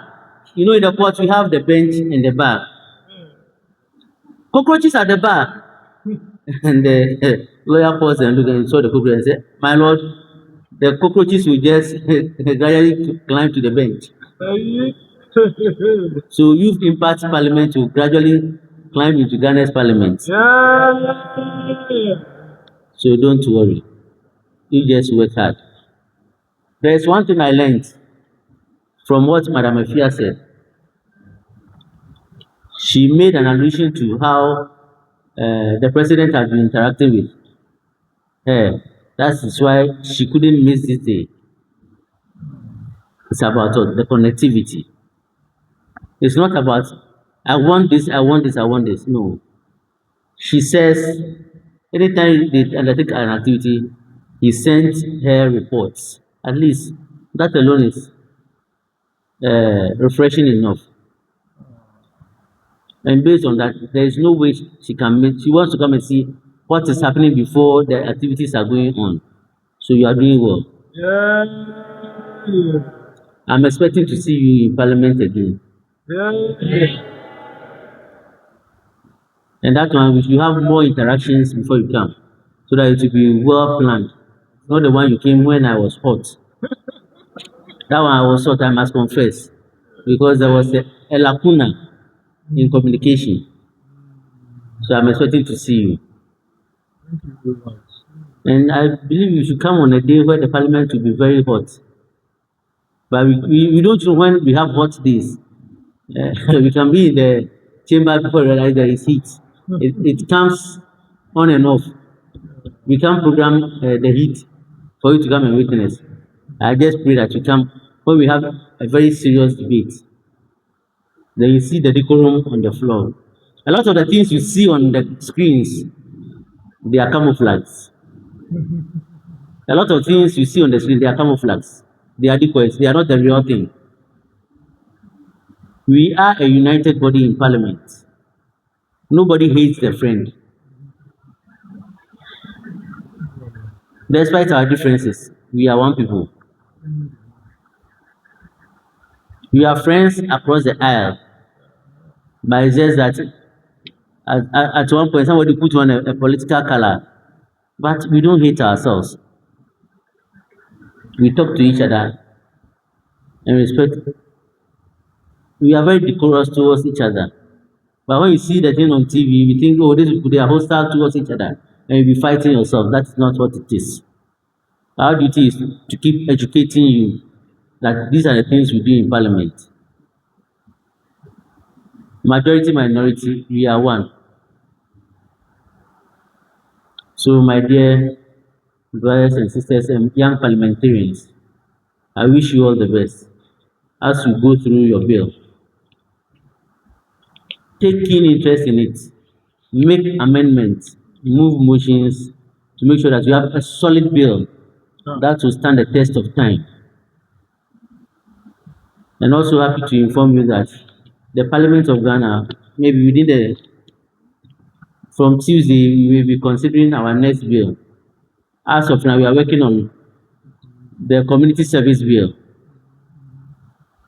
so that when people misbehave, we don't put them in prison throughout. At least they should go and serve communities. We get some more hands to do the gutter cleaning and other things for us. So we are on it.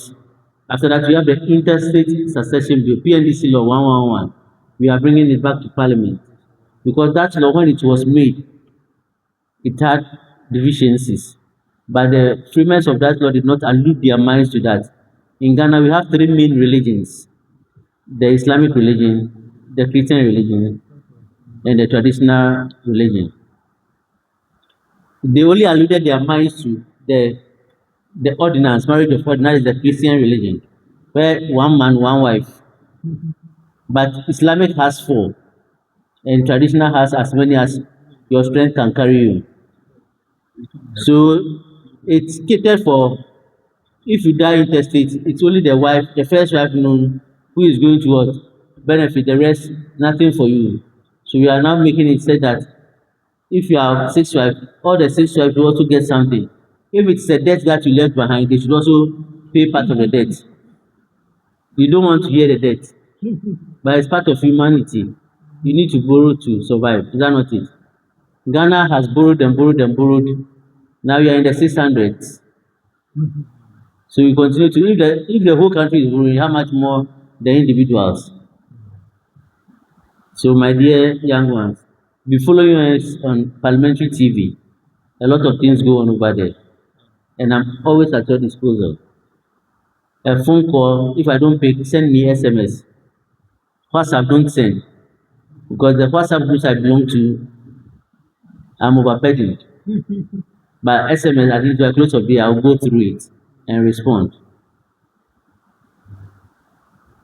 And there's one thing, some people just send you an SMS and they believe that you should act on it. It's not like that. You know, sometimes when you are closer to MPs, you realize that as you are asking, somebody is also asking. And at a particular time, the person will not be liquid. So the person who came first will be sorted out, and yours will be standing. So you have to find a way of sending a reminder. And you just don't go and say that, oh, I asked him to support me, he refused.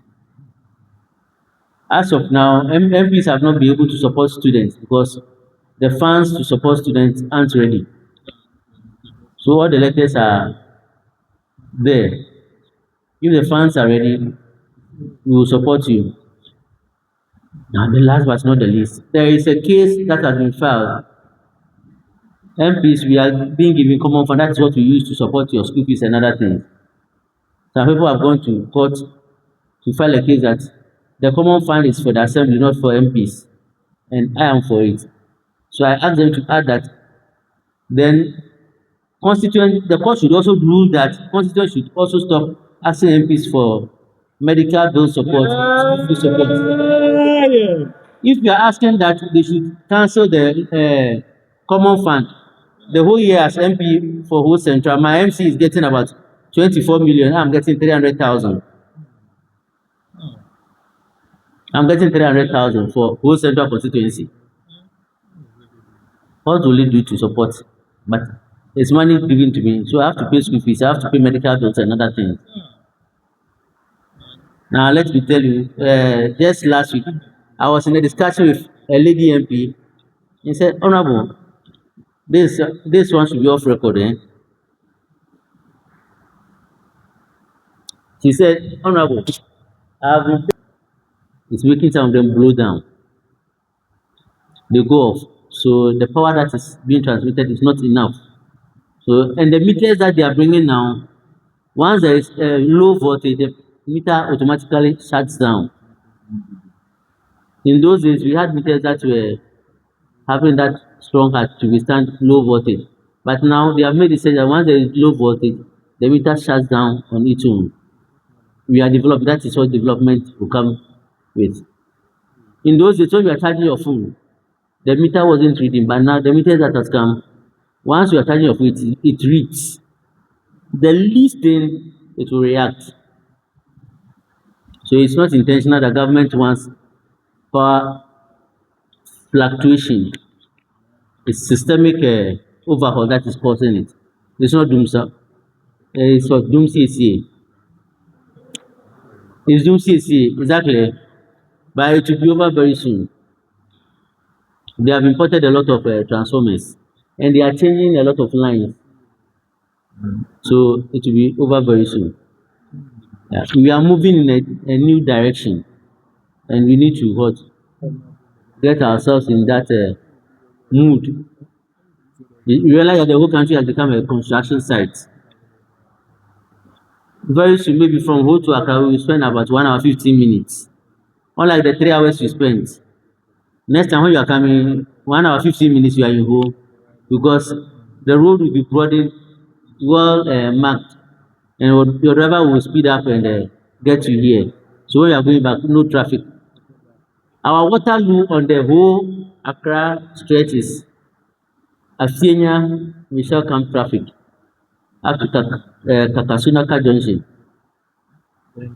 That stretch, if you remove it, within 1 hour you should be in Ho, Accra from here. Despite all odds. But that place, you can be there for 3 hours. The traffic alone, if you don't know and you move from Accra at 4:30 p.m. on Friday, you get to Ho the following day. Because from Asiama roundabout to Kakasunaka, that alone can take you 4 hours. So to leave Accra on Friday, you have to leave by 2 o'clock. You are off. So I'll end here. Thank you very much for paying attention.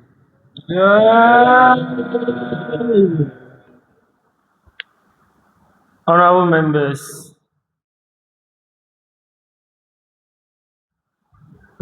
on behalf of the House, I want to say a very big thank you to the MP. You know, whenever the MP is here, we always get first-hand information on whatever is happening in Parliament. And I must say for a fact that on the 30th of May, on the 30th of May, We'll suspend so that we escort and take pictures. on the 30th of May, the MP invited us, that means the House, for a round-table discussion on the LGBTQAP plus bill. Honorable members, and I would like to say a very big thank you to Madam Ifeatingetu for attending to the House. Honorable members, the House is suspended for 15 minutes for photography.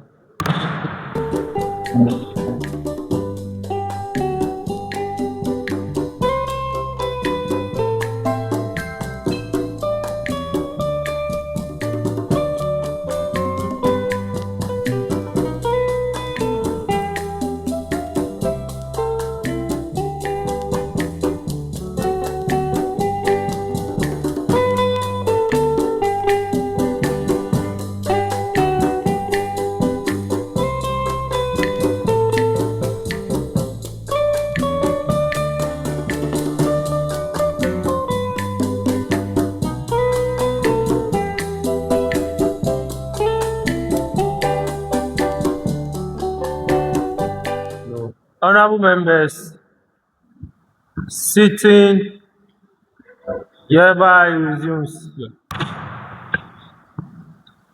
Honorable members, before we go to the commencement of legislative business, I've adopted one statement, but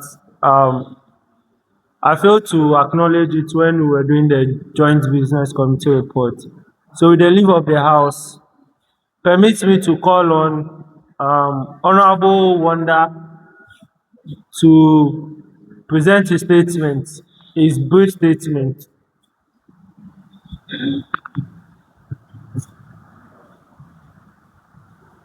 Thank you very much, Mr. Presiding Officers and the August House for the opportunity. I'm Wanda Nicodemus Jamesi, the youth MP for Ankrah constituency,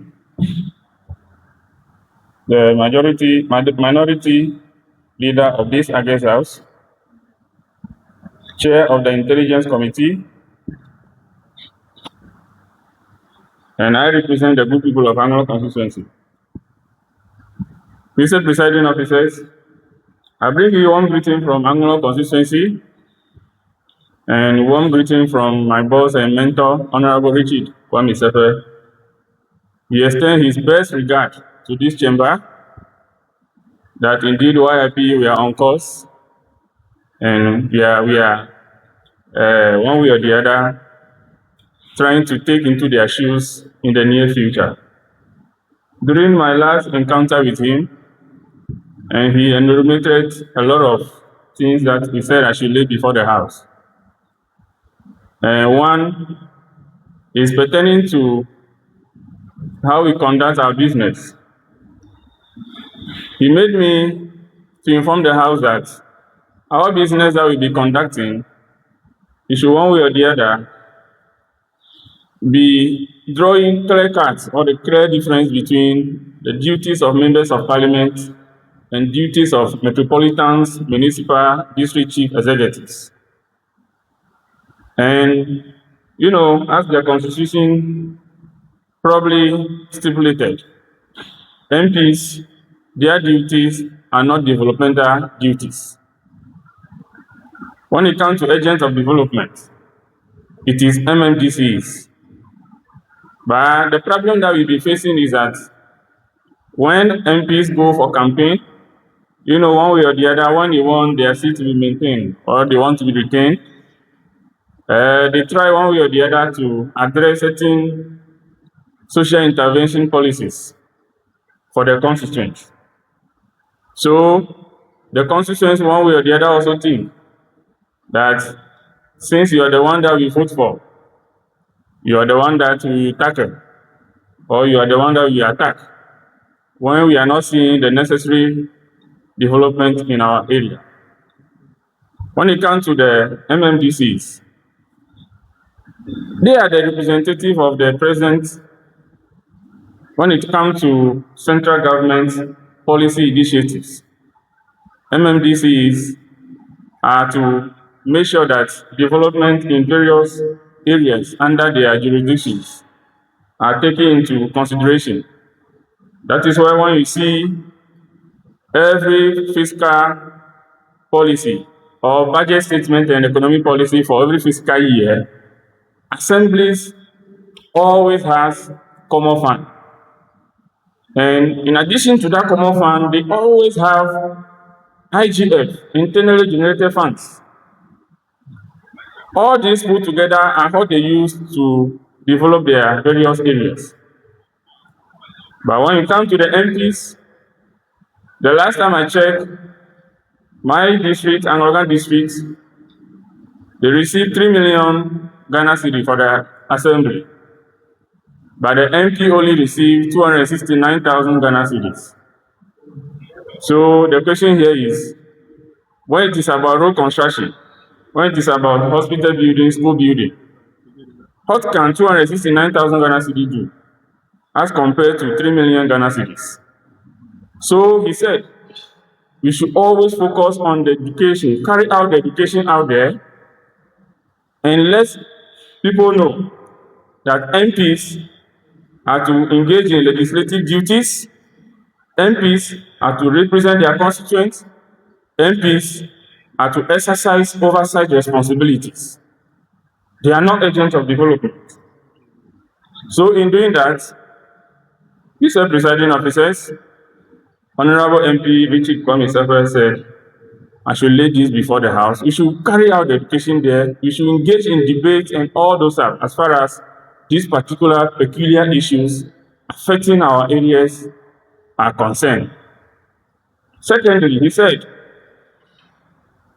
we should make sure that our radio program that we'll be doing, YIP Radio Talk Show, we should make sure that we educate the people in the mother language. The English has been worrying the people, and the most shocking aspect of it all, he said, was that didn't we notice when we finish doing programs and we open the phone call, people don't call? And I was shocked because if he's not in Ankrah, then he's in Accra or he's outside the country. So how did he manage to know and follow promptly that people don't call when we finish programs at the radio station?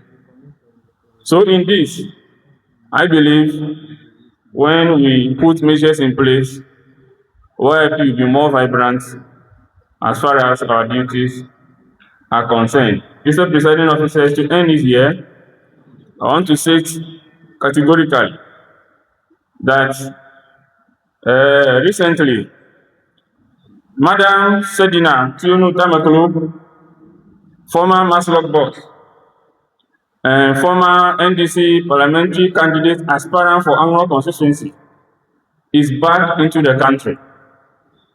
What about the fugitive of justice man, Penoforiata? You want him here? You want him to come and face justice? The discussion pertaining to bring back Sedina Tamakulu and we will bring back Penoforiata is over. NDC has walked the talk. What about MPP? Bring back Penoforiata. Let him face justice. As for Madam Sedina Tamakulu, he has been taken through the process. He's going through the court process, and when he is found guilty, justice or whatsoever may laugh at her. Thank you. May YIP stay strong. Thank you for the attention in listening to my statement. Thank you very much. Yeah. Honorable Senators and members, may I thank the Honorable Youth MP for Ankrah for making this statement on behalf of the Member of Parliament for Ankrah in the 9th Parliament, that is Honorable Kwame Sepe. We are so honored to note that sitting members of Parliament are following us.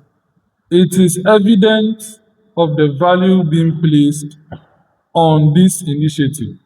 Here for Honorable Sepe. With regards to the two appeals he has given, we should clarify duties of MPs and DCs. I was discussing with Mr. Speaker that we can do something like the elections, prior to the 2024 elections, we did some kind of education flyers.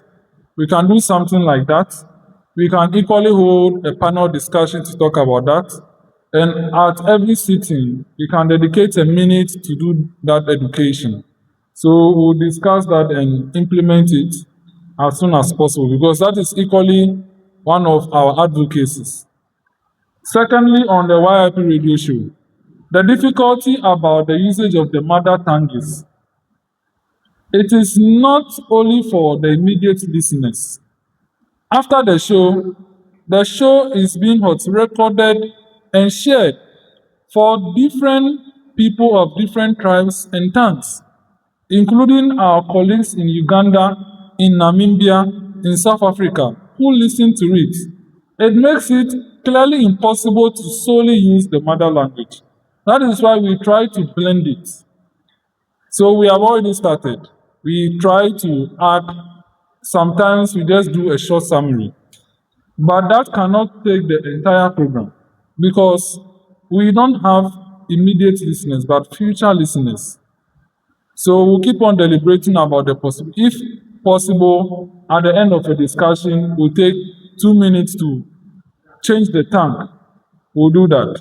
But if we cannot only use the area, so that is for your notice, and kindly also inform Honorable about that difficulty because of our international presence. Thank you very much. Oh, honorable members, we want to go straight to the bill. So I know it is a statement that we should take comments, but we are going straight to the main business for today. Thank you very much. Honorable members, you know, when we allow you, we'll take another 20 minutes talking about something that is not originally the business for the day. So, honorable members, I beg you, with all due respect, let us proceed with the business of the day.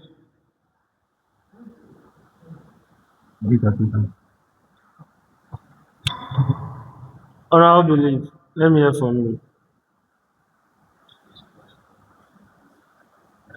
Thank you, presiding officers.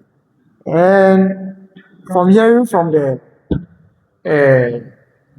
presiding officers that we should take the statement of today, but we should focus on the business of today. But the statement is also on today's business paper. So if we are saying so, then it means that we are saying that as the statement is not part of the business of today. So let's be clear about how we. Honorable, let me make a correction there. When you look at the other paper, I believe you have one. You don't have one. Okay, so statement is not captured on our other paper. So that's why when I wanted, I said with the leave of the house, right? Honorable members, that was what I said with the leave of the house, we should allow him make the statement. Okay, so let's proceed with the passage of the bill.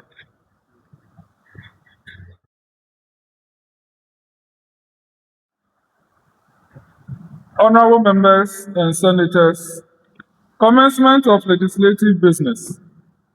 Item 10 on the order paper. Passage of the YIP Campus Club Bill 2026, Act 2. Stage 1 of the passage of the bill.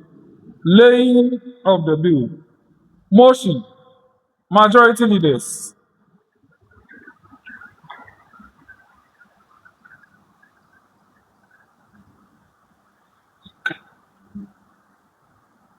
Thank you very much, presiding officers, for the opportunity to move the motion.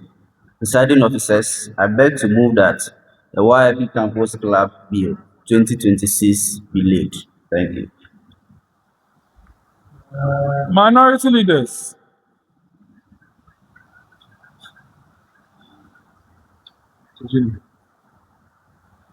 Thank you very much, presiding officers, the House, for the opportunity. Mr. Presiding officers, I beg to second the motion that YIP Campus Bill 2, 2026 be laid. Thank you. Honorable senators and members, motion moved and seconded. And I'll put the question. As many as are in favor that the bill be now laid, say aye. Aye. Those against, say no. Other members, the ayes have it. The motion is carried. Clerk to Parliament. Presiding officers, the bill has been duly laid. Honorable senators and members, the bill is accordingly. Honorable senators and members, the bill is accordingly laid and it is for distribution to honorable senators and members.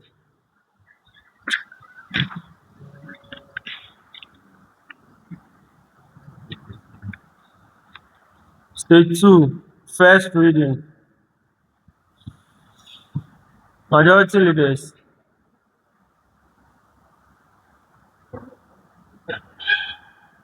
Zero.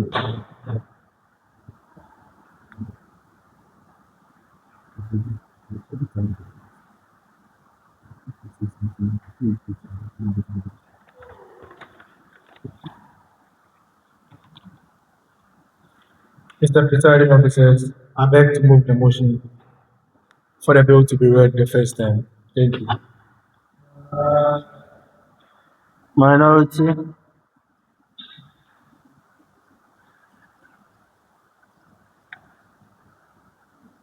Sorry, this is off camera. Please, it's as if there any. Thank you, presiding officers. I beg to move that. I beg to second that the bill be read for the first time. Thank you. Honorable senators and members, motion moved and seconded. Honorable senators and members, motion moved and seconded. And I'll put the question. As many as are in favor that the bill be now read the first time, say aye. Those against, say nay. The ayes have it. The motion is carried. Clerk to the Senate. A bill entitled An act to establish YIP campus clubs within educational institutions in Ghana to provide for their objectives, governance, administration, leadership structures, parliamentary procedures, discipline, financing, and relationship with Youth Impact Parliament Ghana, to promote civic education, parliamentary simulation, democratic participation, leadership development, and responsible citizenship among students and for the related matters.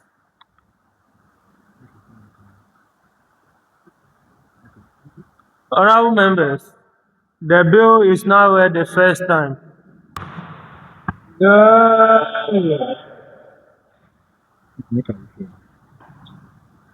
Honorable members and senators, the bill is hereby referred to the Committee of the Whole.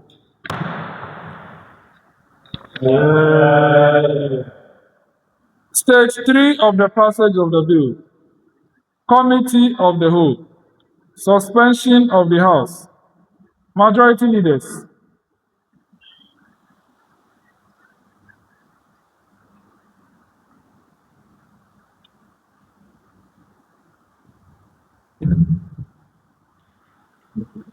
Thank you very much. Presiding officers, I beg to move that this joint sitting be suspended to enable the House to constitute itself into a committee of the whole. Thank you. Minority leaders.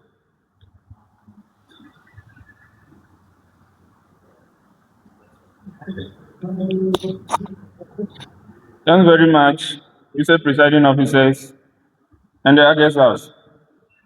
Mr. Presiding Officers, I beg to second the suspension of the House for the Committee of the Whole. Thank you.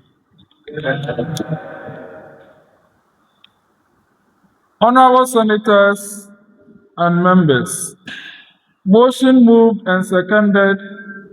I now put the question. As many as are in favor, say aye. Not in favor, say nay. Honorable senators and members, the ayes have it. The motion is carried. This House is now duly suspended for 30 minutes for the meeting of the Committee of the Whole.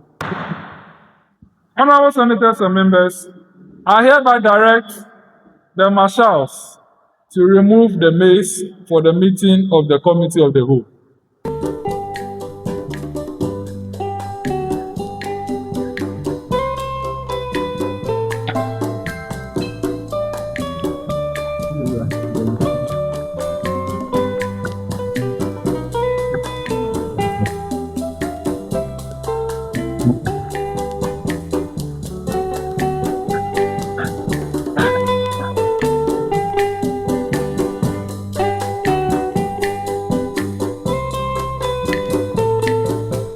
Honorable senators and members, the meeting of the Committee of the Whole is now called to order. Honorable senators and members, the Committee of the Whole is to debate the general principles, rationale, objectives, and the relevance of the bill. I take it again. The Committee of the Whole is to debate the general principles, rationale, objectives, and relevance of the bill. We would also talk about the coordinatorship, patron system, club officers, standing orders, and financial implications. And at the end of the meeting, we will take a vote on the certificate of urgency. So the meeting hereby starts. The floor is open. I believe all members have the bill. To the observers, we shared it on our platform. So, honorable members, the floor is open for debate on the general principles of the bill. Yes? I don't think they have any. 2 minutes each. Yes?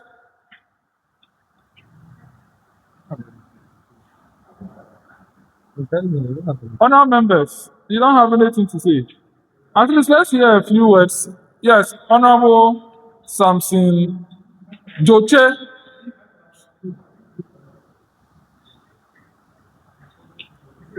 Come to them. Thank you very much, Mr. Chairpersons, for the opportunity granted me. My name is Dr. Samson, the Youth MP for Kwama from Place North, and the first deputy minority people of this of the South. Mr. Chairpersons, the YIP Campus Club Bill 2026 Act 2 having been laid before this August House, I must say that it has made a very important stand where we want youth to take a deep participation in the development of democracy and leadership in this country. Establishment of campus clubs in the junior high schools and the senior high schools will equip the students on parliamentary democracy. It will help them to develop a sense of patriotism. And also, right honorable Speaker, I beg your pardon, Mr. Chairperson, it will provide a simulated atmosphere for them to know how Parliament actually operates. Most of them have just been reading it in their books, especially the government to students, but they have never had a taste of it. But I think if these clubs are being formed on the other campuses, they will know how Parliament operates. They will know how bills are passed in Parliament and discuss issues. And it will help them to learn public speaking skills and also have the courage to speak anytime they appear before public. So I must say that it's very good. This bill has been laid before the House for us to pass into law. It will equip our younger ones with the skills of leadership. With these few words, I would like to thank you very much for the opportunity granted me. I thank you. Honourable Belief.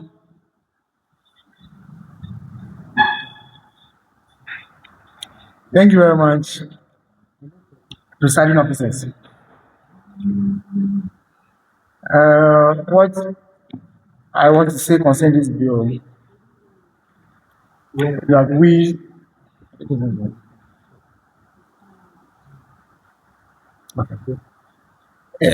when we, after establishing this kind on the campuses, I am pleading.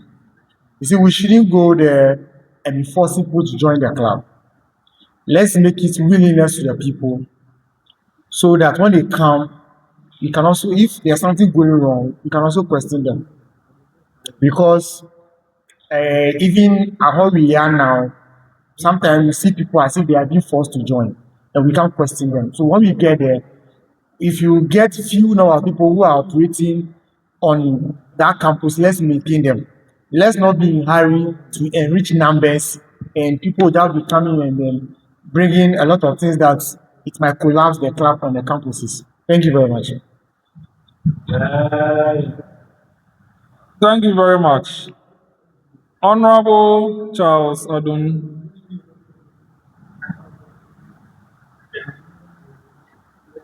Thank you very much, Mr. Presiding Officers. I am Charles Adunu, the Youth MP for West. Mr. Presiding Officers, this YIP Campus Bill or Campus Club Bill 2026 that we are laying before this House, I would say that is a very good initiative we are putting on board, because the Honorable MP for Whole Central, Honorable Potosu, just made mention of the works of the MP, and one has to do with legislation or making laws. The second one is about representation, and the third one is oversight. Most people do not know all these things. So it is best that we train people, or we train the students from the grassroots to be able to know the real work of the parliament or the parliamentary services. Honorable Wonder came in and also spoke on the works of the MMDCs. It's true. I've been on a vetting panel where I ask questions, people who want to become MPs. These people are adults, but still they don't know the work of the MP. And it is good that we are bringing this YIP Campus Club Bill because we want to start training the students from the very beginning. We believe that when this bill is passed, it will help us to reach out to the campuses, the educational campuses all across sectors. And I am believing that the stakeholders that will come in, Parliament of Ghana and other NGOs or corporate that will want to join hands, they should all come on board, and I believe that this would become a very easy thing where the MPs will focus on their works and then the MMDCs will also focus on their works. Thank you very much, Mr. Presiding Officer. Thank you very much. Honorable Vixen.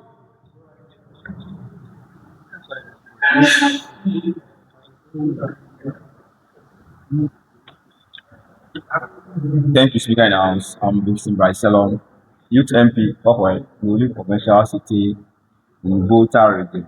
Mr. Speaker, let me commend the House for passing this bill. This bill is going to strengthen or empower young people in our various second cycle institutions as well. Accountability has to start from the House. So this bill will have to encourage them about leadership, what leadership possesses. Leadership is about serving the people, just that, seeking their interests first. So I believe that this bill will go a long way. As part of the success being chalked as YIP at 5, this is the most happiest day for me today, seeing this bill go through. Anybody that takes this bill and read it thoroughly will know that there is something huge in it. So I have to commend the House for doing so. But particularly, let me raise a point on what Dr. Belief said about. Do you mean Honorable Belief? Honorable Dr. Belief said. He is the only doctor in the majority. Of course, the entire House as well. So, like he said, you don't have to force anyone to join. You join willingly. I believe when you join willingly, you understand it will calibrate your value of understanding of what leadership meant, public service. You only go there to serve the people. So let's not force, in as much as we're engaged in the various institutions, let's not force anybody to join. You join willingly. I think last time I posted something on Facebook and I tagged Jones, President of the Senate, about it. That I very to reach to Hawkway. I'm trying my possible best to reach out to the MP for Hawkway. He's a very energetic young man. I believe if I bring this thing to his doorstep, he will take it as such, so that Hawkway EP Senior High School also get the club to be established right there. And I believe that when we do this one after the other, we will dot it across the 18 district of Volta Region. And I want to believe and hope to see that there will be a time that there will be a competition among all the schools. And that's why people will get to see that YIP, in as much as we began slowly, this is where we will reach. And then the world will to see how that we're not just joking about it, but we are doing something that will propel the young ones and the youth that are coming, that will save this country from the London that it finds itself right away. So, Mr. Speaker, I have to thank you for the opportunity, and I hope that every member should go through the bill one after the other.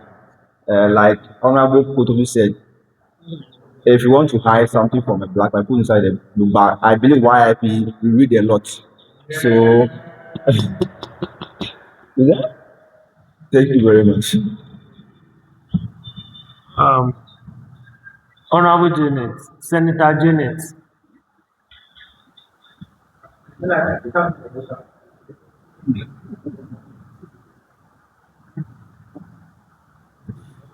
Thank you, presiding officers, for the opportunity. I might say this campus club bill It's a very good bill to me, and I had wish it had been introduced during my time when I was in SHS. Like I would have learned a lot before coming to Youth Impact Parliament. And I want to recommend, like my humble opinion, if the campus club, let's say if there should be allocation of this thing that the campus club will come and visit Youth Impact Parliament at least once in a year, like how we also visit the main Parliament of Ghana once in a year.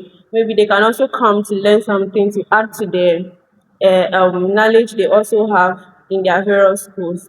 And I want to appreciate Youth Impact Parliament and the others House for this bill, and I commend its implementation. Thank you.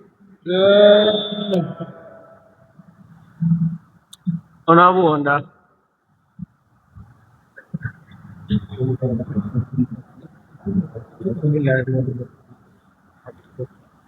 Thank you very much, Mr. Presiding Officer in the House, for the opportunity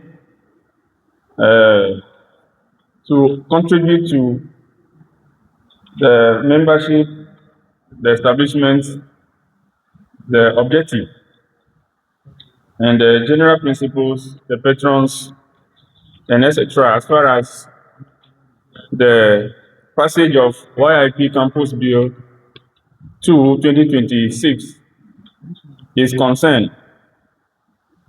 Mr. Presiding Officers, it is worthy to note that YIP is indeed a breeding ground for the next cross of leaders in Ghana, Africa, and beyond.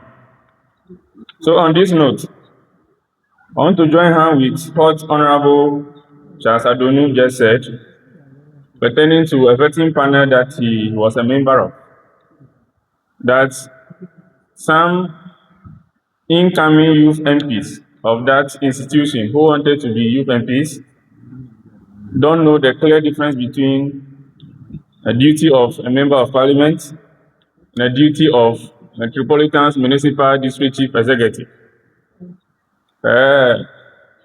It will interest you to note again that the purpose for this bill, to me, and to the entirety, is to impact into the young ones how democratical principles are, the legislative duties are, and how governance and leadership transcribe down to the grassroots from the top. So it is worthy to note that we are on course. We are on course. Last year, September, I joined hands with this parliament that we championed amendment to the constitution which we submitted to Professor Henry Kwesi Prempeh Constitutional Review Committee, constituted under the President of the Republic, His Excellency John Dramani Mahama. I'm very proud to report to this August House that that section of what we champion pertaining to the election of MMDCs to bring the clear cut between duties of MPs and MMC, the DCEs, Cabinet has given a green light that very soon the Local Governance Act will be amended to include the election of the MMDCs into that act to draw the clear cut between MPs duties and then MMDC duties. So it is good that since those who want to become youth MPs in that parliament don't know the difference between the duty of a member of parliament and district chief executive, then what happened to the young ones at SHS?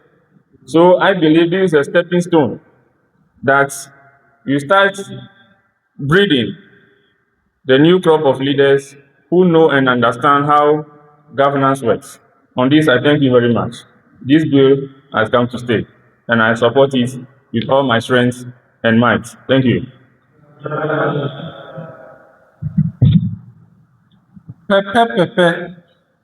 It is time for us to hear from an incumbent member of a YIP club in Ola SHS, Honorable Perpetua Gali Jubu.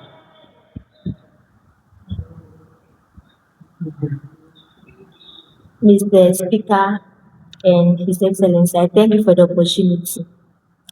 I might say that the YIP Campus Club Bill that has been passed is a very good bill and it will help us because if the bill is being brought to my school or the club in my school, which is the YIP, it will help us know the laws or the new rules that have been passed in the parliament. Although at morning assemblies, um, news headlines that have been passed in the week has has been always read. But then, if since we are in the YIP Campus Club group, it will help us know that oh, this and these bills or this and these rules have been passed in the parliament, and it will make us the first people that will know the bill. Thank you. Yeah. Honorable Leader of the House.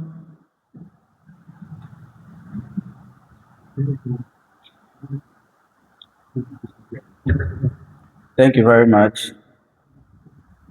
presiding officers, for the opportunity to contribute to the subject matter about the principles, the objective, and to its extension, the finances of this campus club.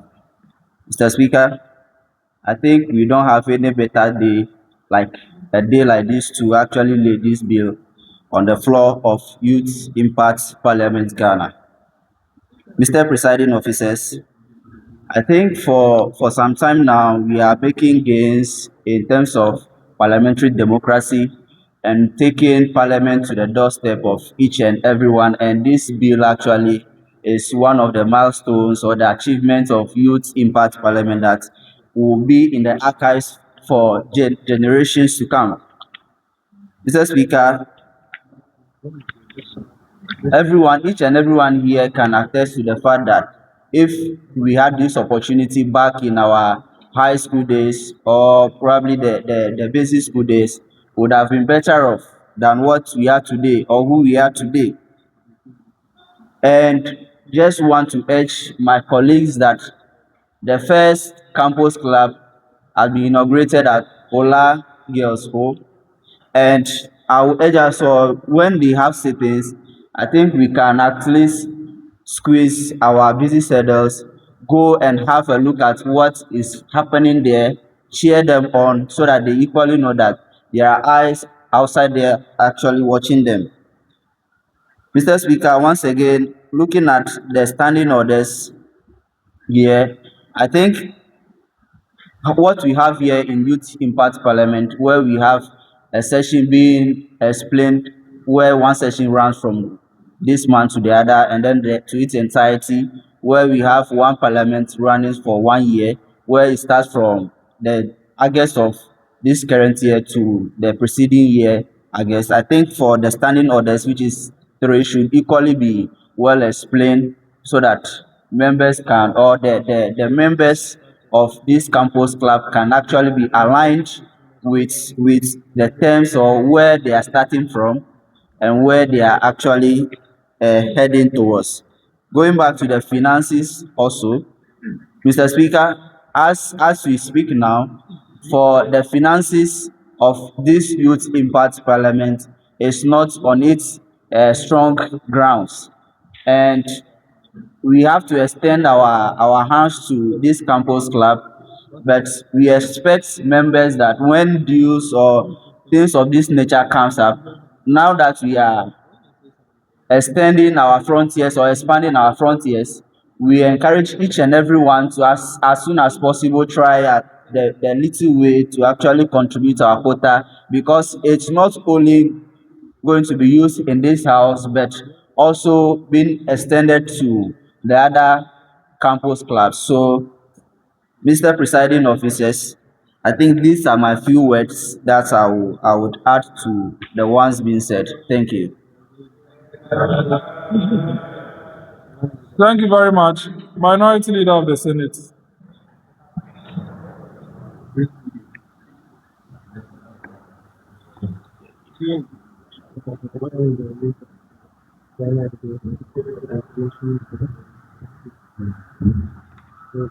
Thank you, presiding officers. And I also like to add my voice to the relevance of this bill. And I will take it from a personal experience. When I was privileged to run for an election back in JHS, and apparently I was running away from that position. The teachers had to just connive and corner me to read a manifesto that I never wrote. When I progressed to the SHS level, same thing happened. What I realized is that these days, because of social media and the exposure to news and the happenings in the country, the counter that we are trying to fight as youth in monetizing politics in Ghana is rather on the rise. Because clearly, somebody who wants to be an MP has been fed with the dealings that is going on right now. So the person feels that that is the only way the person can become a leader and serve his or her country. So I believe strongly that this bill that we are about passing is not just going to be a document that will lie on shelves of the schools that we are going to impart. We are trying to send a message out to the younger ones that to know the responsibilities of the respective offices that they aspire and inspire to be occupying in the future. I also see the relevance of this bill because it's not only going to groom these young people who will become responsible leaders, but it's going to shift their mindset from what we currently have in our system right now. Because we here who knows better today than we were before are going to be more or less like their mentors to encourage them, to educate them on the ways how to run for leadership position in this country. And the last but not the least that I would like to add to this, the relevance of this bill is that when we were all in school, we were learning social studies. But how far has these social studies helped us in our leadership, especially? We have groomed crops of leaders that today we are ourselves we are not happy about. So we will urge all the schools that will be imparting, the heads of these institutions, and by far the Ghana Education Service to support this and help us make sure that we groom the next generation of responsible leaders for Ghana and for Africa. I thank you so much.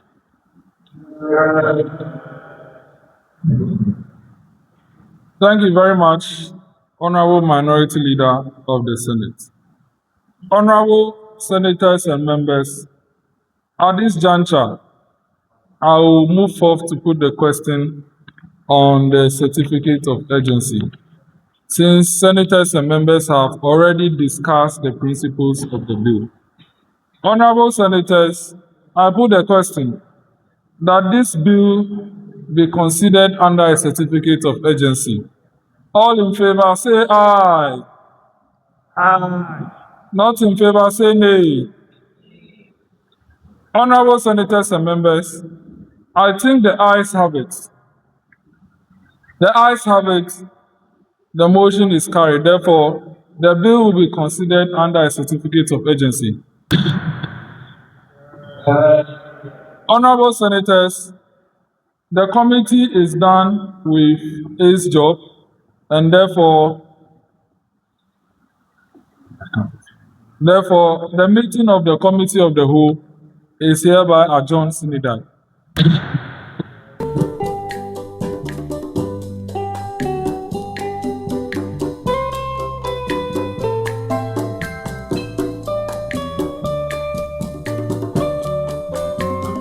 Honorable senators and members,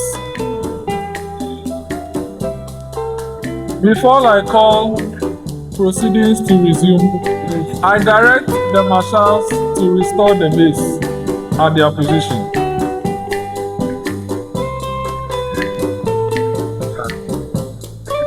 What do we have in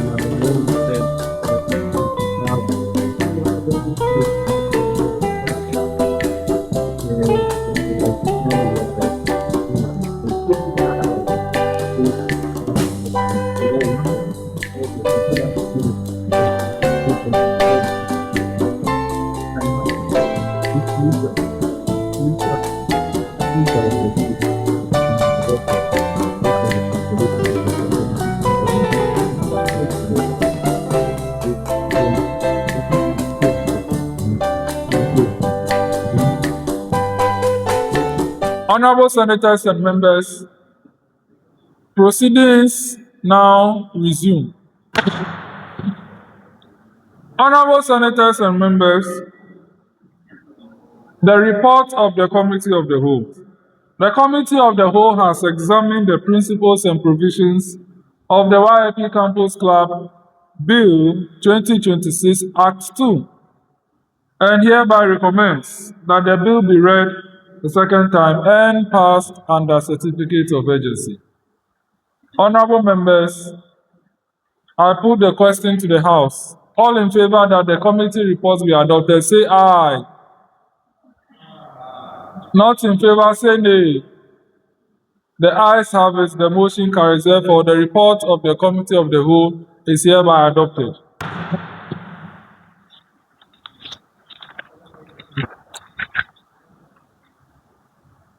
Stage 4, second reading. Honorable Majority Leader.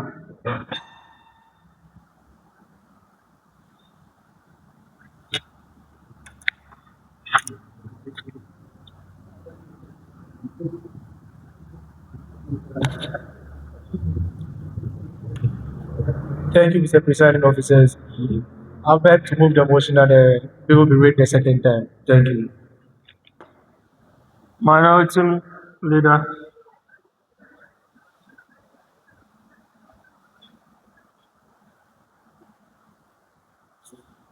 Thank you very much, presiding officers and the August House, for the opportunity. Mr. Presiding officers, I beg to second the motion that the bill be read the second time. Thank you. Honorable Senators and members, motion moved and seconded. I now put the question. As many as are in favor that the bill be read the second time, say aye. Those against, say nay. The ayes have it. The motion is carried. Clerk. A bill entitled An Act to Establish YIP Campus Clubs within Educational Institutions in Ghana to provide for their objectives, governance, administration, leadership structures, parliamentary procedures, discipline, financing, and relationship with Youth Impact Parliament Ghana to promote civic education, parliamentary simulation, democratic participation, leadership development, and responsible citizenship among students and for related matters. The bill is now read the second time. Yeah.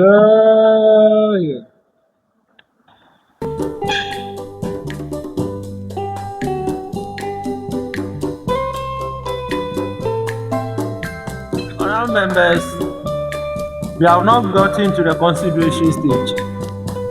May I direct the marshals to tilt the mace as we examine clause by clause of the bill.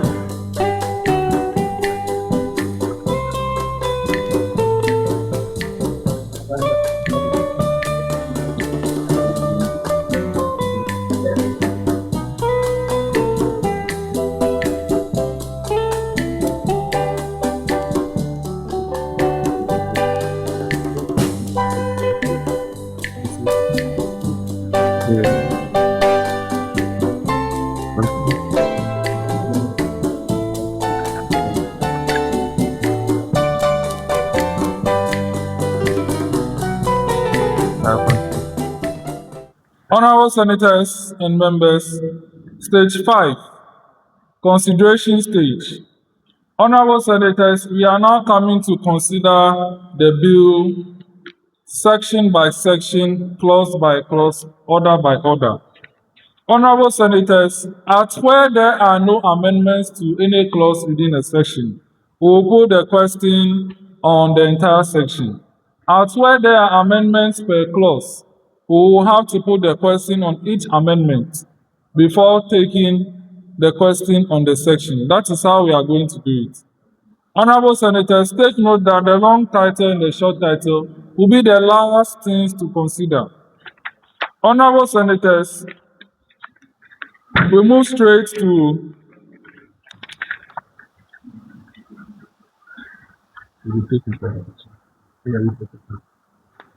Honorable Senators, skipping the long title and the short title, we'll start with interpretations. Interpretations. We are taking the entire interpretations. Any amendments? Yes, Honorable Belief.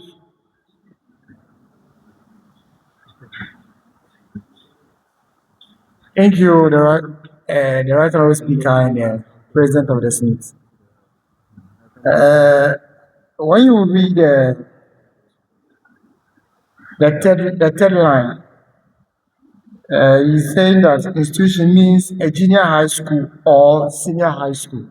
I was thinking it should be junior high school, and because you say or, it means that it's optional. You are only picking one, so we should make it junior high and secondary school, senior high, so that we can have, we know that in the future, if we are starting with secondary school now, we know that what we have passed, we are also passing for junior high school. Not that we pass this one, we are going forward before we are coming to do amendment. So let's for the two all to go together. Okay, so Honorable Belief, in the interpretation, the reason why you are seeing or is in the bill, where you see institution, it either means junior high school or a senior high school.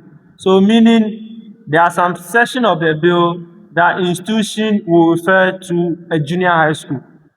And there are section of the bill where institution will mean the senior high school. That's why it's or. So where applicable, you choose the right context for it. Thank you. Honorable Vixen.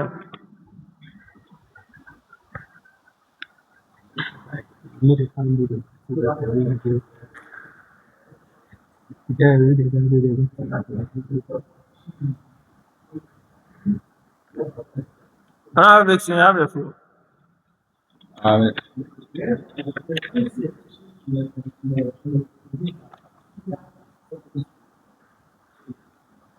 Okay, thank you. Honorable Wanda.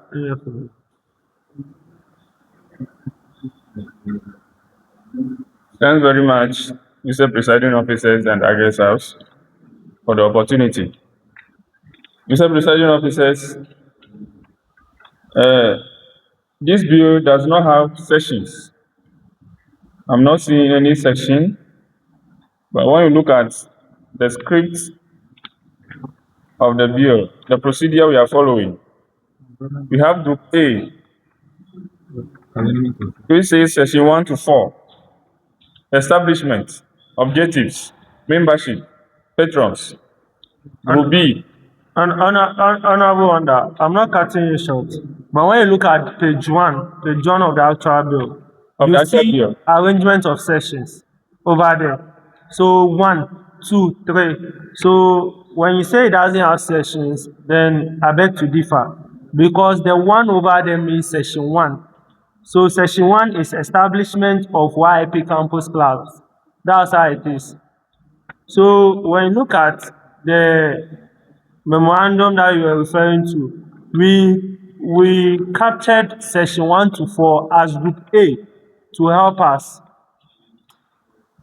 Okay, thank you very much. Looking at the explanatory memorandum here, It is well captured though, but if we consider the bill itself, the bill don't have sections, we only have clauses. And when we come to shaders, there we have standing orders.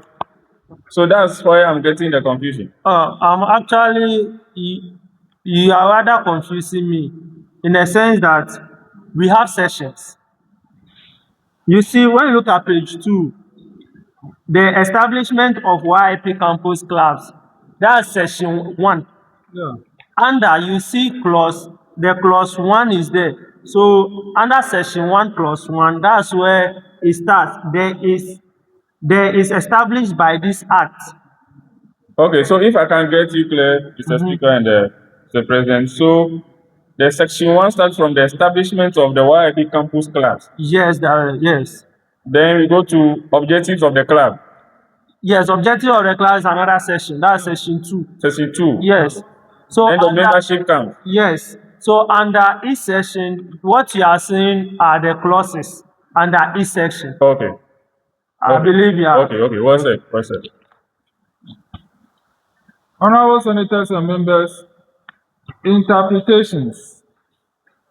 In the absence of any amendments, Honorable members, I have a proposal. And the interpretation.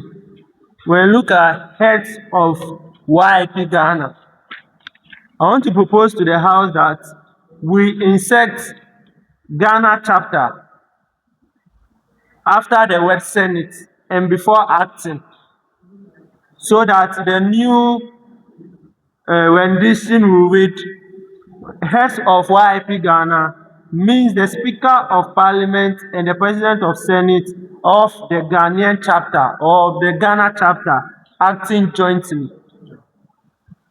That's the proposal I want to make to the House. Because when you leave it blank like that, we all know we have international chapters and we don't know which one we are referring to. So this is a proposal to the House.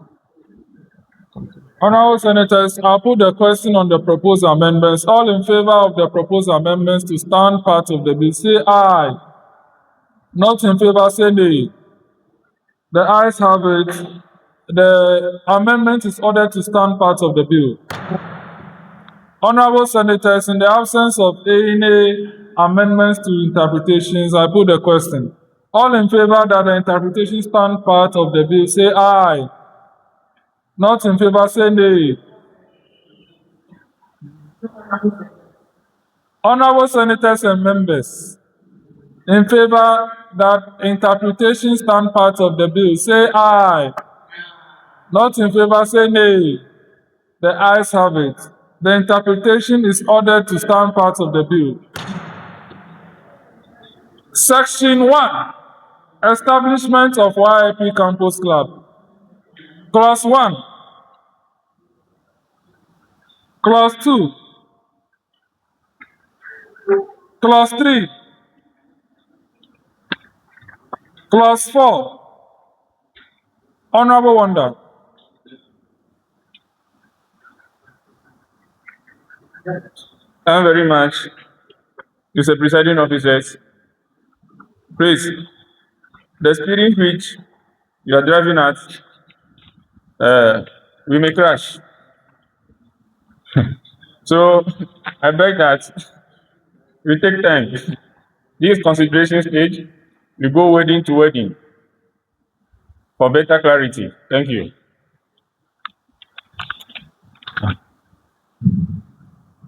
Honorable Wonder, you see, it was because of this reason that we made the bill, the draft, available ahead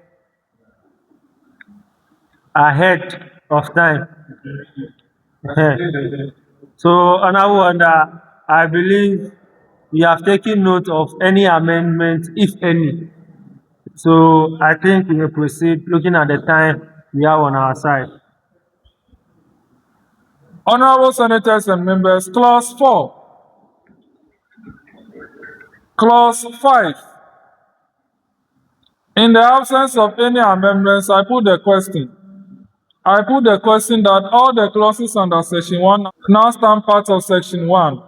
Say aye. Not in favor, say nay. I think the ayes have it. The ayes have it. Clause 1 to 5 is ordered to stand part of Section 1. Honorable Senators and members, I now put the question that Section 1 now stand part of the bill with the clauses we have approved. All in favor say aye. Not in favor say nay. I think the ayes have it. Honorable Belief.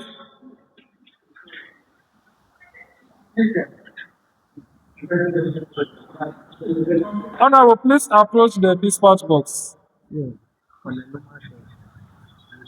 Thank you, presiding officers. Please, I'm sorry to bring us back to the Section 1, the Clause 4. It said the club established in senior high schools shall be referred to as a junior parliament. So as we are doing it for both senior and junior high. So I think it should be senior high and junior. Honorable Belief, please continue with the clause. Continue with the clause. Okay. Refers to a junior high parliament with junior members while club established in junior high schools be referred to as a people parliament. Okay. Thank you very much.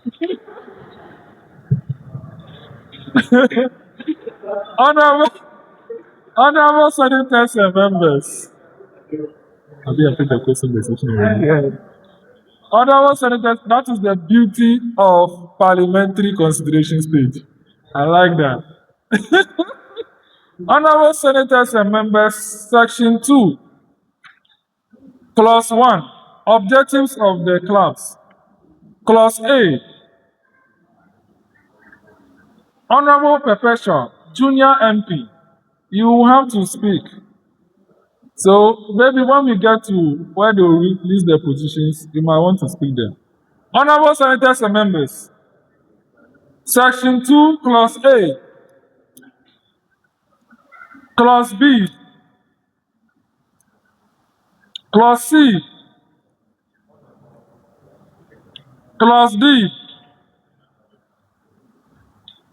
Honorable Doche.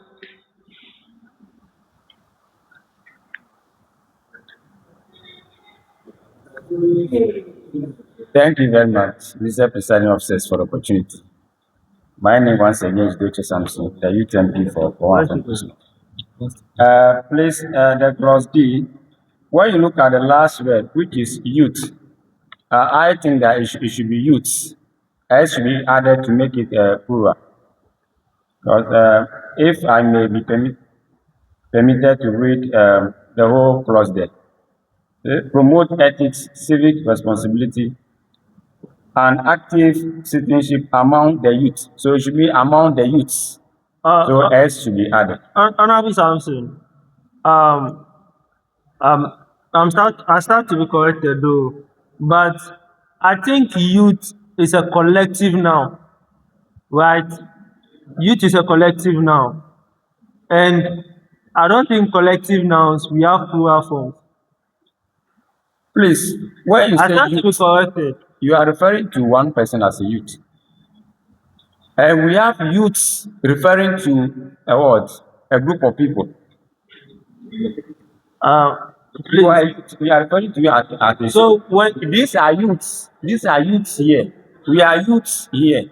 Honorable members, for us to not go back and forth, please let's refer to the dictionary here. We are youths. Someone should help us with the dictionary. It is always written like that. We have youths and youths.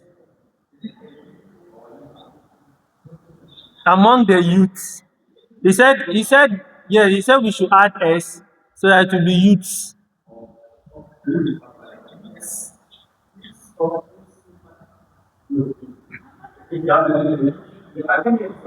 It's right. Okay. Then he should table the amendment. He should table the amendment. Kindly retable your amendment. What I'm saying is that it should make a plural form, which should be youths. the S should be added to make it plural. Honorable member. If you say youth, in my understanding, you are talking about one person. But when you say youth, you are talking about many. And Mr. Speaker is interpreting it in this way, that the youth there is a collective now. I beg to differ. Honorable Hubert Agbahode. Leader. Yes, the clause D.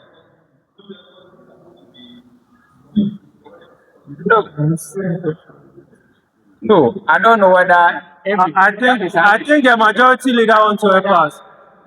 That is how it is in law. But the general English language should be used. Honorable leader, please help us. All right. Thank you very much, presiding officers, for the opportunity to actually add my voice to the amendments my brother is talking about, or my colleague is talking about. So, Section 2, Clause D reads, promote ethics, civic responsibility, and active citizenship among the youth.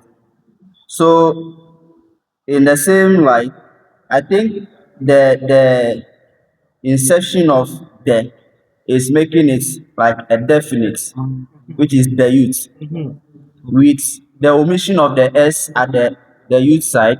I think we should delete the word there, and now the clause should read, promote ethics, civic responsibility, and active citizenship among youths. That's my proposal. So I want to understand something. So meaning, as we have the rendition as it is, the youth is correct, but you want us to amend it so that we move the definite article there and we'll add youth at the S at the end.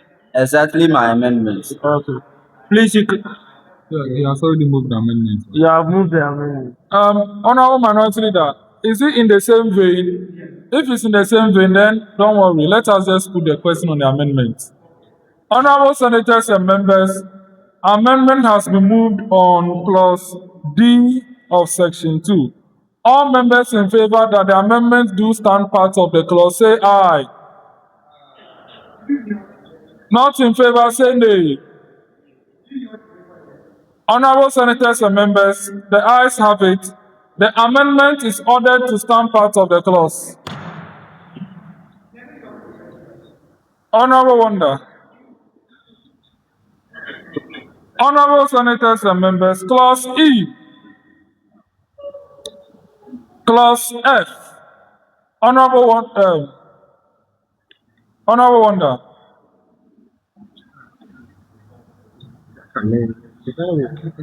Thank you very much, Mr. Presiding Officers, for the opportunity once again. Under Section 2, Mr. Presiding Officers, I'm seeing a mixture of alphabet and numerics.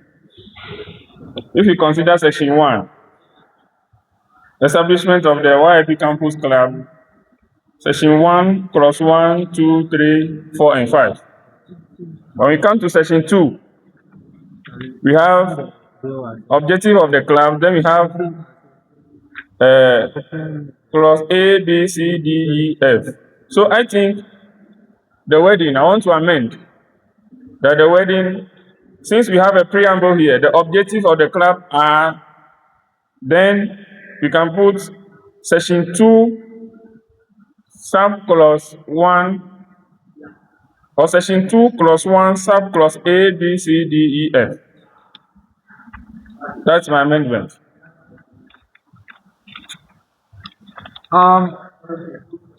Honorable Member, your amendment is consequential.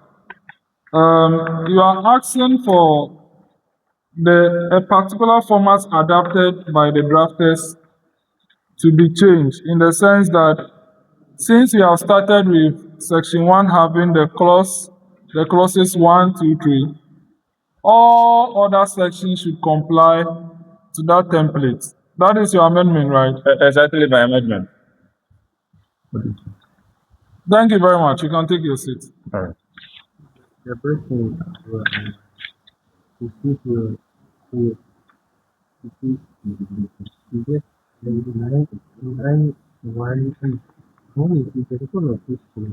only having one person, one color. It's all due to that's why you don't do these are what are that's why you don't do the work.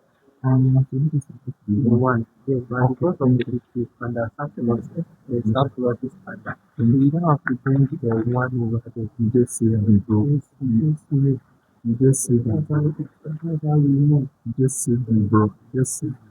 You understand? I get it, bro. I get it, bro. I get it, bro. Honorable senators and members, Mr. Speaker and I have investigated and we have realized that the drafters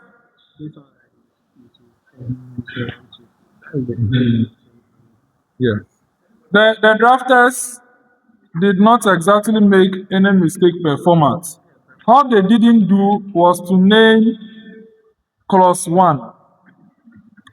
Every section has a clause going 1, 2, 3, and then subsections, sub-clauses going alphabetically.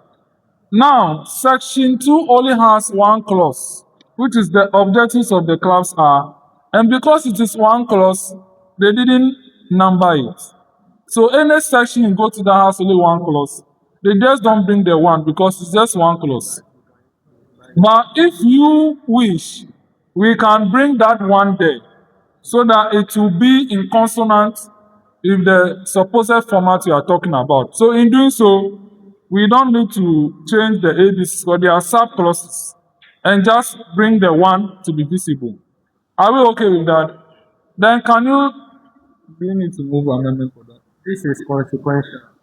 So let's just Yeah, so please kindly move the amendment that single clause sections should still have their numbers showing. It is a consequential amendment.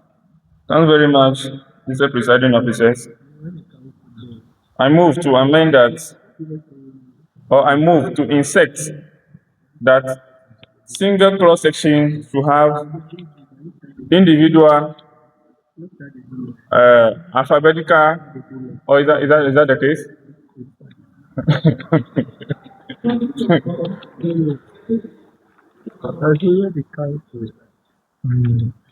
Yes. Mr. Presiding Officers, please guide me. Yeah, so your amendment should be that sections with single clauses should still have their clauses numbered. It is a consequential amendment. Okay. Thank you very much. I beg to move that the amendment should carry that section with single clauses should have their numbering showing. their numbering showing. So in this case, section 2, with the preamble, the objectives of the clause are, so you should have one with the alphabetical. yeah, that, so meaning the one means the clause 1 will read the objectives of the club are to the rest of the clauses numbered A to F are sub clauses of the section of the clause 1. Of clause 1. Okay. Yes, that's what you're doing. Okay. Yes. Have you already? Clerks, did he say the same thing? Clerks, did he reiterate the supposed amendments?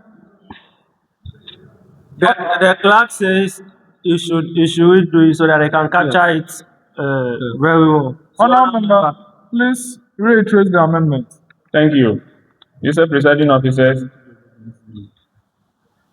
I beg to move that sections of the bill with single clauses should stand singly and then have their respective sub-clauses as such. Thank you. Thank you very much, Honorable Member. Honorable Senators and members in favor of the amendment should say, Honorable Senators and members, Honorable senators and members in favor of the consequential amendment. Oh no. In favor of the amendment.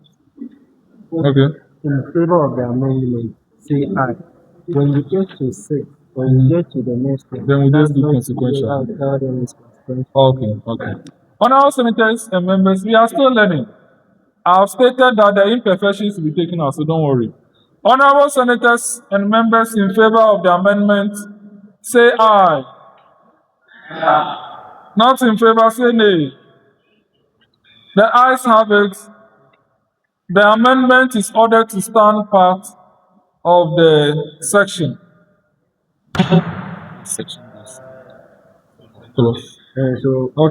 So, honorable senators and members, subclause E, subclause F.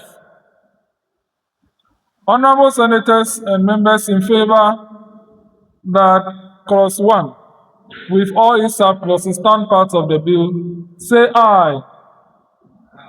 Not in favor, say nay. The ayes have it.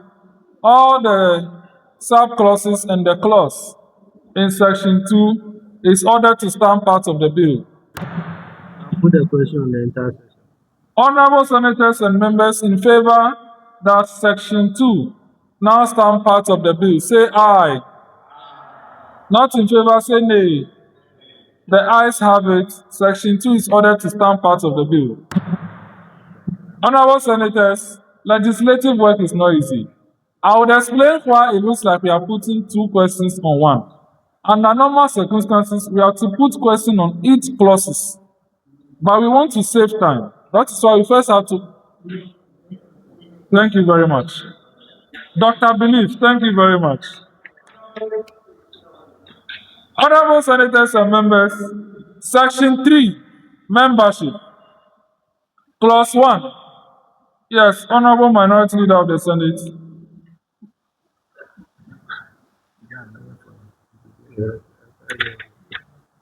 Thank you, presiding officers, and please, membership. A bona fide student, and I don't think any school have a bona fide student. They have registered students. So I think we should look at that critically. And then if you say students, the students of an institution may comprise of both old students and then the new students. So we should be able to specifically state which category of student that we are looking at. It's actually bona fide. Honorable member, just correction. It is pronounced bona fide, not bona fide. Bona fide. Markings boys know.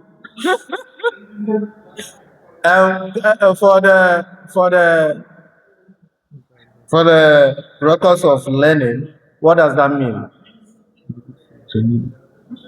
In good faith, genuinely, or sincerely. And with that, it means, per the context of the Latin word, you have to be registered to be declared a bona fide student. Okay. And alumni cannot be registered.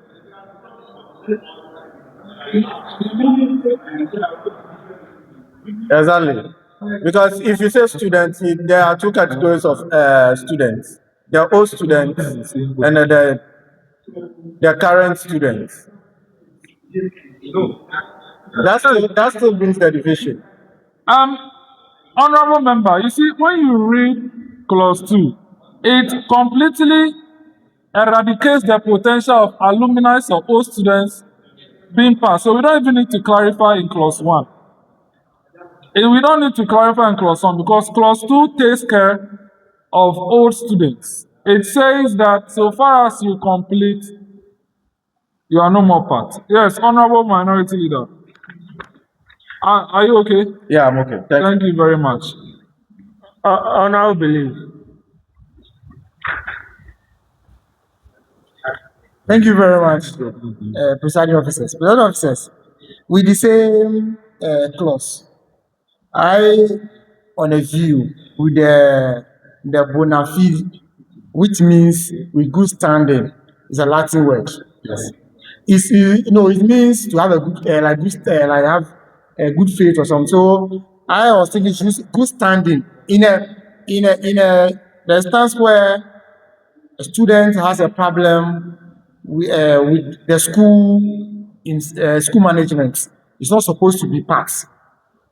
So if you make a good standing, then we know that the school will clear that person, that this person we don't have any issue with it, because any member part of that club is an ambassador to Youth Impact Parliament. We shouldn't just allow anybody to go and misbehave. If once something out there happen, they'll come to us. So if you make it good standing, so it means that before the school must clear the person, that this person in our record has a good character before we will accept the person. So that is my instead of using a bona fide, we should use good standing. So per your logic or per what you are saying, so meaning any student that breaks any law in a school automatically cease to be a member to be part of the club. of the YIP. Yes, because if the same person have that attitude, can also go and do something to tarnish our image for tomorrow's sake.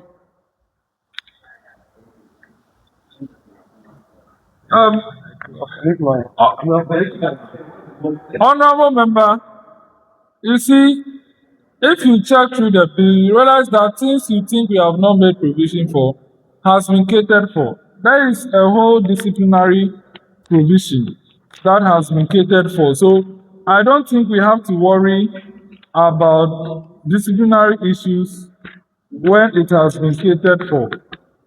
And so, but if you want, let's vote. Move the amendment that the word bona fide be deleted and be replaced with what? Or we should insert the word good standing. And we take a vote on it. It's at the decision of the House.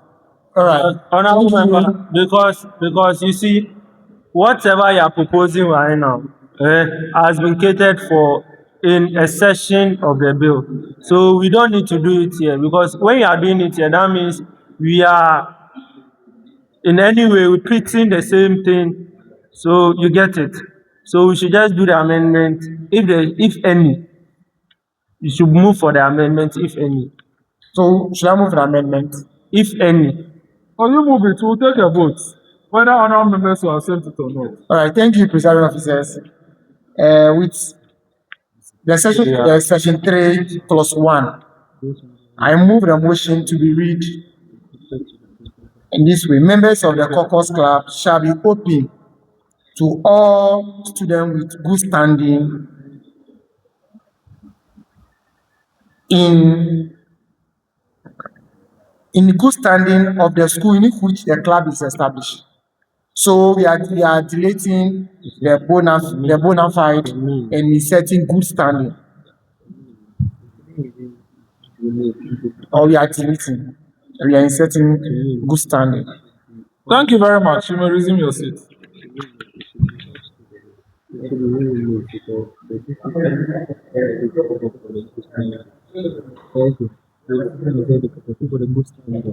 Honorable Charles.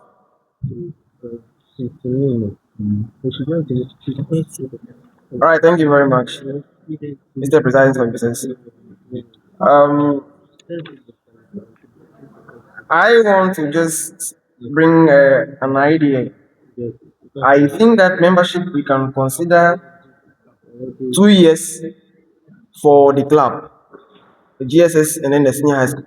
1, because when you are in your 3rd year, your commitment level will I say depreciate or depletes? Honorable Charles, we are on clause 1, section 3 clause 1. Anything but they are mentioning clause 2 over here too, and we are nobody has mentioned clause 2. You are doing clause 1. I was making reference to it, but we haven't gotten there yet. You have not gotten so if we have an amendment on clause 2, let's finish clause 1 When we get to clause 2, you table your amendment. I'm back. Honourable members, before we take the question on the amendment that Honourable Believe made, I have a proposal. I have a proposal. I have a proposal in the sense that, you see, the bona fide that is there.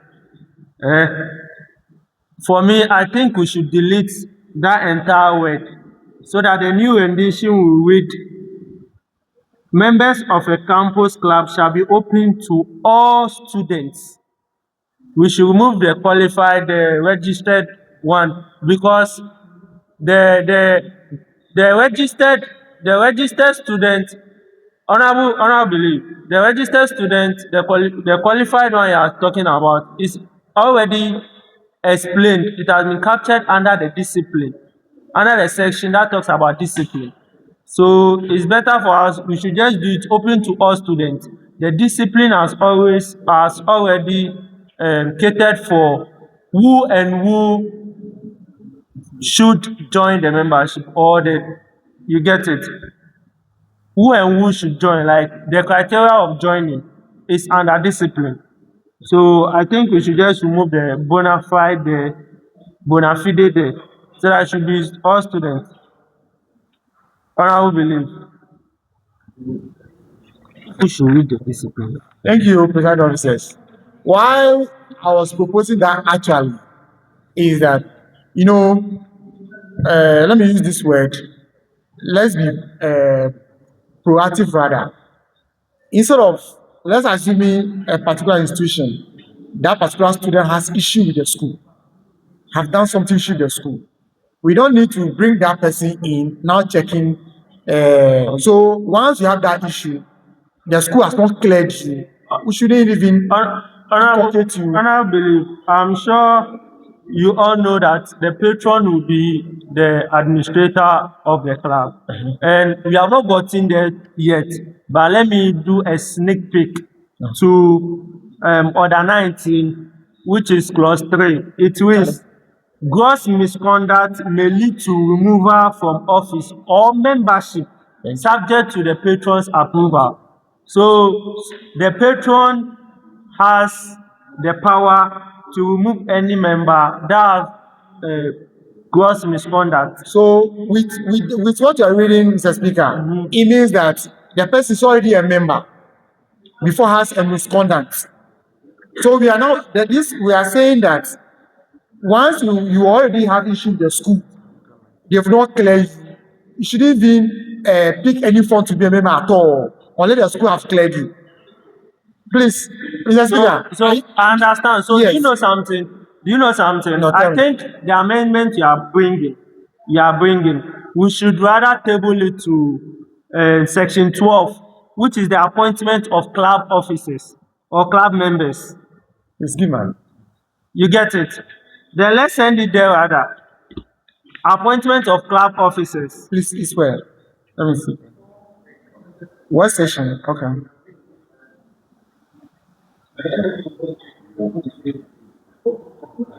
Please, what section? Section 12, page 7. Appointment of club members, officers. No, relax, I'm coming. No, let's check. Sorry.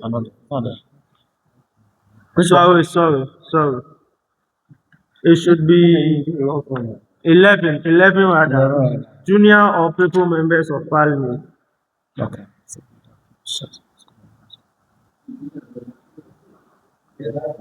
We can add whatever you are saying over there. And no, the 11. So he said, can I read? Yes, read. Except for leaders and whips, who shall also be members of parliament. All members of the parliament, all members of the club, not appointed to a specific office, shall serve as a junior or people members of a parliament, and shall enjoy full participatory and voting rights. Okay, so do you know we can insert another clause over there we can insert another clause over there that says all members appointed should be of good standing. Then we are gone. Yes. Yes, that should be the with good standing. Yes, okay. With good standing. Because that word is a Latin word. When you check, it means a lot of things. So, because for example, if you tomorrow something happen, you take this our to court, they will interpret in different way. Thank you very much. Something. Or something. So, honourable members, let's go back to the section 3 clause 1. So we are deleting the word bona fide. So we are deleting so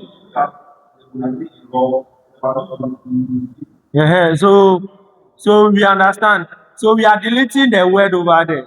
The word before or and after. Okay, so honourable members, with your permission, the new rendition should read.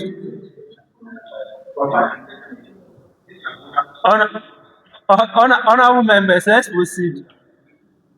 Honourable members, let's proceed. So the new rendition is membership of a campus club shall be open to all students of the school in which the club is established. Right. So we'll put a question. Okay. All members in favor. So we are removing the I believe. Let me hear from you. Yes. You are saying that any student, all students. Yes. But what I'm stressing on even with that one is that you are saying all students means that anybody, let's say we are talking about Olagos. Anybody in Olagos is entitled. Yes. But what I'm trying to put inside or say is that you see, we the student with good standing, in a sense that let's assume a student has a problem with the school, but the school says, "Oh, this one is a club, so you can join." Let's say he has a theft case in the school, then that person join. That person become, let's assume, a member of some committee. Okay. It's likely to also to steal our money. Okay. Because that's a good standing. Honor believe. That's what I mentioned earlier, that when you get to section 11, we talk about junior or people members of parliament. Who and who should be members of parliament. We can insert another clause over there. That will be clause 2. That will explain that all members must be of good standing. Okay. You get it? Because we can't put it over here, because here we are talking about membership. Okay. But we can put it under who and who the members of parliament will be. No. You get it? Okay. So can we proceed? Alright. Thank you, Speaker.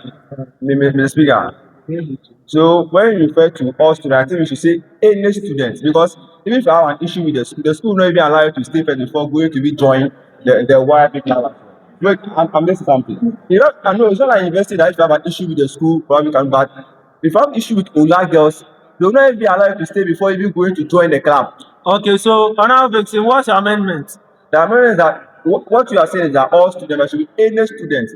But I don't know what your definition of any student should be of good standing. Maybe you should tell us. No, Honourable Vixen, as I said, when we get to section 11, that's where I propose the amendment of the good standing. But right now we are in the membership. Okay, so fair enough. So like, I want to just to cure that problem over there. You are saying all students.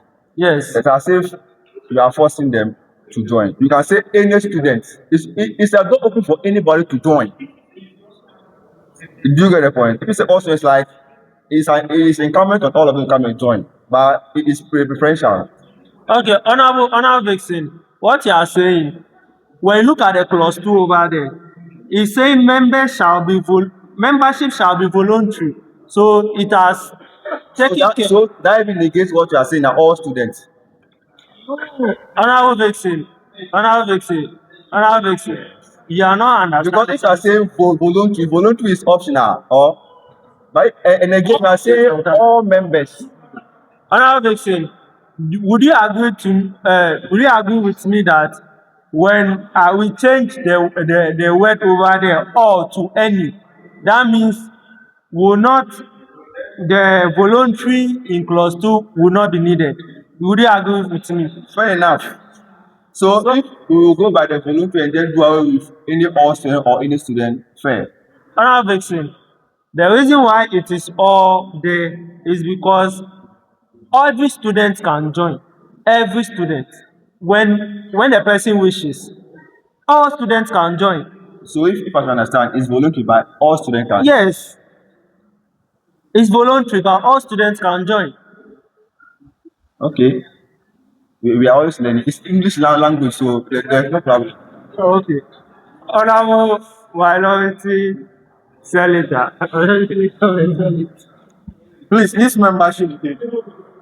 Thank you, presiding officers. Let's just take it that in this, please.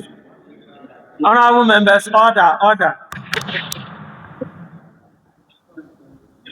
We are trying to promote democracy, and everybody has rights. You have the right to association. Nobody can take that one from you. Immediately we start to put clauses for the membership to eliminate some people, then we are trying to be biased. Now, let's give an example. I'm coming. Let me learn so that you understand. Let's give an example. When the portal for recruitment is open, it is open for everybody who thinks that he is eligible, who thinks that he has qualified to be, by the virtue of being a citizen of Ghana. We cannot take that one from them. But when you go for the positions, there is a clause that qualifies you to be a leader. That is why Mr. Speaker is saying that for the membership, it is open for every student of that institution. But when you come in, and then there are issues with you, there is a code of conduct or disciplinary actions that will be taken against you. Now, we all know that training colleges is open for everybody who wishes to go. But when you buy the form, there are requirements that they look at. And one of those requirements is that you must do or you must pass certain courses or subject before you are there. But if you go and then you know very well that you have failed, you don't meet the criteria and you go, it is not them that are denying you. What Mr. Speaker is trying to say right now that I am trying to align with him is that we cannot, as we said, we are not going to force anybody. It is willingness. Somebody is willing to do that. But the question we also have to pose to ourselves is that, what if we said good standing and the person comes, maybe the person is at level, GSS2 or GSS2, grade 8 or grade 9, and commit a sin, or what you are talking about, that the person is a thief, what do we do? So it must be open first, and then let's look at the code of conduct that you are going to put in place to check these behaviors. We all know that you cannot be a president of this country when you have undertaken certain crimes. But that does not mean that you cannot perform. The Constitution allows everybody above the age of 45 to contest for the presidency. But there are other requirements that it's a process. So let's allow people to come in, because even us here, I think there was vetting for people who applied to be here. Per our standard, if we see that the person does not warrant a seat in Parliament or Senate, we don't go by the person. But the person came. It is not as if we put a blockade there that the person shouldn't come. So let's understand that membership is normally open to everybody, but the internal structures will have to sieve it and let the bad nuts out. Thank you so much. Thank you very much. Honourable members, we have to bring finality to this matter. Let me just put the question. Honourable Belief. Please, Thank you, presiding officers. Presiding officers, you know, when I came here, I made a comment that we should be proactive. You see, let us not allow people to come in, wrong people to come in. Then we are going to spend our resource again trying to boot people out. You see, let's correct something from here. We force people to come here, then booting out become a problem. So as we are growing, we are learning. So let's use here as a benchmark. We have allowed people to come here like that, and we are suffering even to keep them now, even how to boot them out become a problem. So that's why I said earlier on when we are, as I said clearly that let us not be haste to enrich our numbers. I always say so. Let us not say because we want people to come, so let's look for quality. Me, I always say that whatever you are doing, if you have only 2 people working with you, which are good, you accept it. Don't try to bring in 100 people, which only 5 is working. So what I'm saying is that before they even come in, they should be in good standing. School, there shouldn't have any issue in the school. Because the question is that somebody can be suspended from has something that is suspended. But can still Okay. Honourable member, please move the amendment. No. I've said it already. So it's not, you see, the interpretation as an issue. So as I said, it should be open to all members.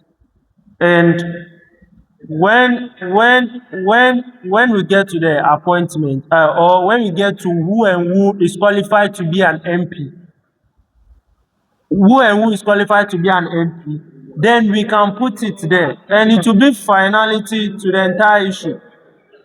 Honourable members. Yes, the voluntary. No, it's not tautology. Honourable Senator, so the amendment moved is to remove the all bona fide, right? So I put the question, all in favor that the all bona fide be deleted from the clause, say aye. Not in favor, say nay. The ayes have it.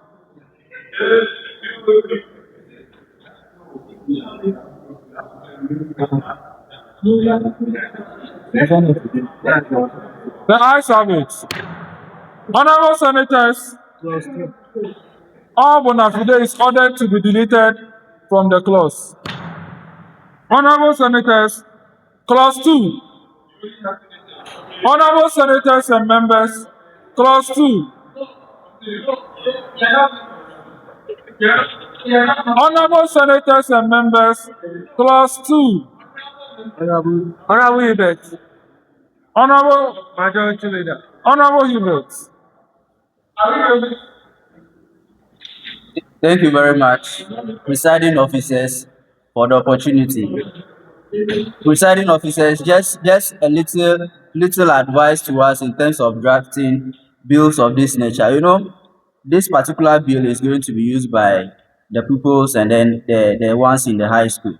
And if you are using big vocabs that we here are finding it very difficult to interpret, I'm just imagining the real users of this document. So let's be guided in terms of using some words in this bill. Thank you very much. And also with your guidance, presiding officer, I would like to seek your guidance. Can a student graduate without writing his or a final exam? Like, educate me. No, I think until you write your WAEC or you are being dismissed, you still remain in the school. When you write your WAEC, the school updates your status completed. Yes. So, per what you said, you cannot graduate without writing your final exam. Yes. There is nothing like dismissal or withdrawal per the question I asked. Can you graduate without writing your final exam? It's because I want to build my point in terms No, of you can't graduate without writing your final, and your final exam is WAEC. Perfect. So, in the same light, I think. Oh, Honorable member. Okay, you continue. Continue. I think the clause which reads, membership shall be voluntary and shall cease automatically upon the student's graduation, one, withdrawal, or after writing the final examination. That's WASI or BEC. Oh, okay. So I think for the inclusion of after writing your final examination, where we have graduation here, I think it's bringing it like the graduation, the writing of the WASI is now like a subset of graduation. So my amendment that I'm proposing reads: membership shall be voluntary and shall cease automatically upon students' graduation. That's into brackets WASI or BC. Okay. And then withdrawal. So that's my amendment. Thank you. I'm having a little issue. If the person is being withdrawn from school, he cannot still be a member. Yeah, so we can't remove the voluntary. If you are saying we should remove having written the exam, I don't have a problem with it. But another technicality is that some schools after WAEC, they do proper graduation. So that's those are the private schools.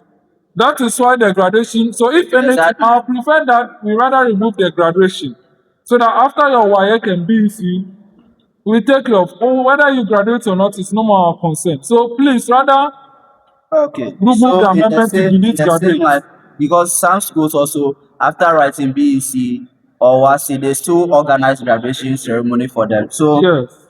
to eliminate the graduation aspect, now the new amendment reads: membership shall be voluntary and shall cease automatically upon students' withdrawal or after writing the final examination, which is the WASI or BC. Thank you. Thank you very much. Honorable senators and members, I put the question on the amendment that the word graduation be deleted. All in favor of the amendment say aye. Not in favor say nay. The ayes have it. The word graduation is ordered to be deleted from the clause. Honorable Vixen.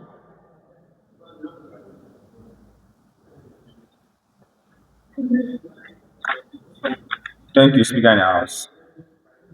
Mr. Speaker, I have an amendment to add another clause to add to the membership. So, notwithstanding subsection 2. So you want us to insert a new entire clause? Yes. Okay, please proceed. So, it goes like this: notwithstanding the subsection, that's clause 2, a member whose campus club membership has ceased shall remain a member of the Youth Impact Movement and may continue to participate in any activities, programs, and initiatives of the movement in accordance with the general membership guidelines as well. If you look at what we just assented to, doesn't make provision for that. So it doesn't mean that if the person graduates or completes from the SHS level, he ceases from there, or he doesn't have the right to progress to the motherboard, which is the Youth Impact Movement as well.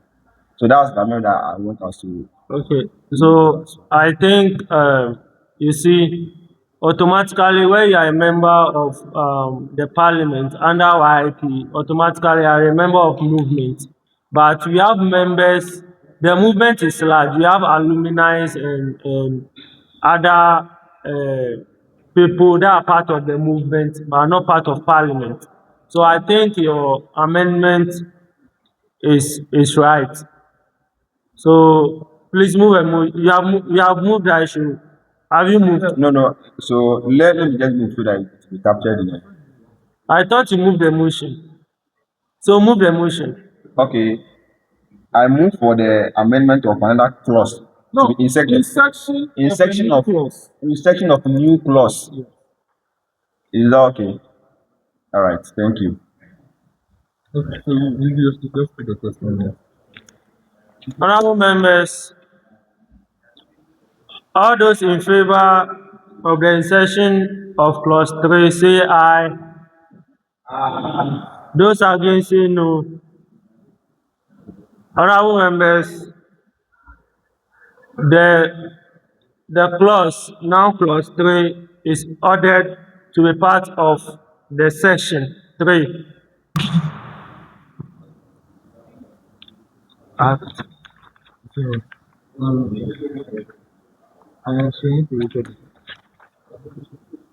Honorable choice. Is it an addition?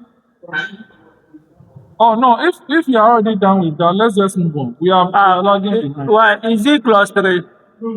So a new thing altogether. Oh.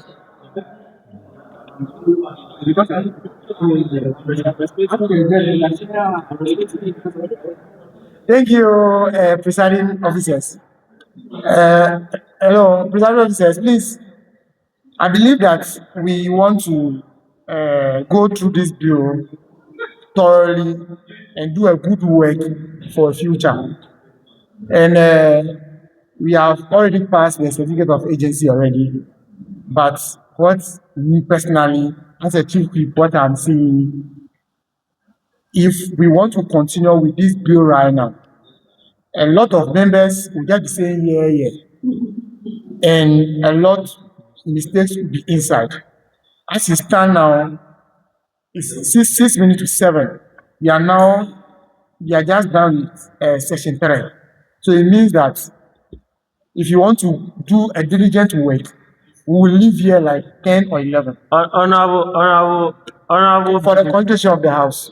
Honorable believe. We all know we passed bill at our joint sitting. And I think for this fifth parliament, this is our last joint sitting. So, honorable believe, since we are under a certificate of urgency, then please let's take the bill. It's your energy that will determine whether we'll be fast or not. So, honorable members, please, let's finish what you have started. Honorable Charles, you have the floor. Thank you very much, Mr. Presiding Officers. Well, I want to do a little contribution. In the Parliament of Ghana, they are doing 4 years, and then even in YIP over here, YIP Parliament, we are doing only 1 year. But I think that when we have a limit for the campus club, 2 years, it will be better, because I am looking at the perspective where when the students are in their 3rd years, they will now be engaged because of their BEC and their WASI.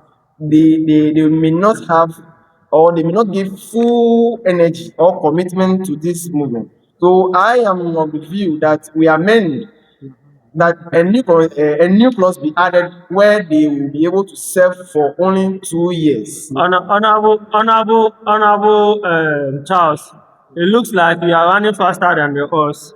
Please hold your amendment. When we get to section 13, then I think that's the relevant place to table your amendment. Section 13. When you get there, then you table your amendment over there. 13 is talking about session and sitting. Please, so you can wait and see. Okay, then let me just quickly make the last one. And I think I don't know if it will still go back to the 13 or we can maintain it here. All members of the club should be given a certification or a certificate. So in their 3rd year, then they can give them certificate, and still, like Honorable Fixing said, they still remain part of the movement. So I think we can consider that, and it will go a long way to help us and then help them as well. Honorable, yes, they will be given a certificate. Don't worry at all. We want it to be captured. No, so it should be part of. Honorable members, then that one we can capture it under a new session. We can bring an entire session who we can name it honorarium. That will be fine. Yes, we can bring it. Then the clerk table, I think the clerk table can just. Okay, so that means before we finish the bill, remember and bring your issue back. so that we set the entire session, then we'll name it honorarium. Then I think that should be is it That will be before no, honorable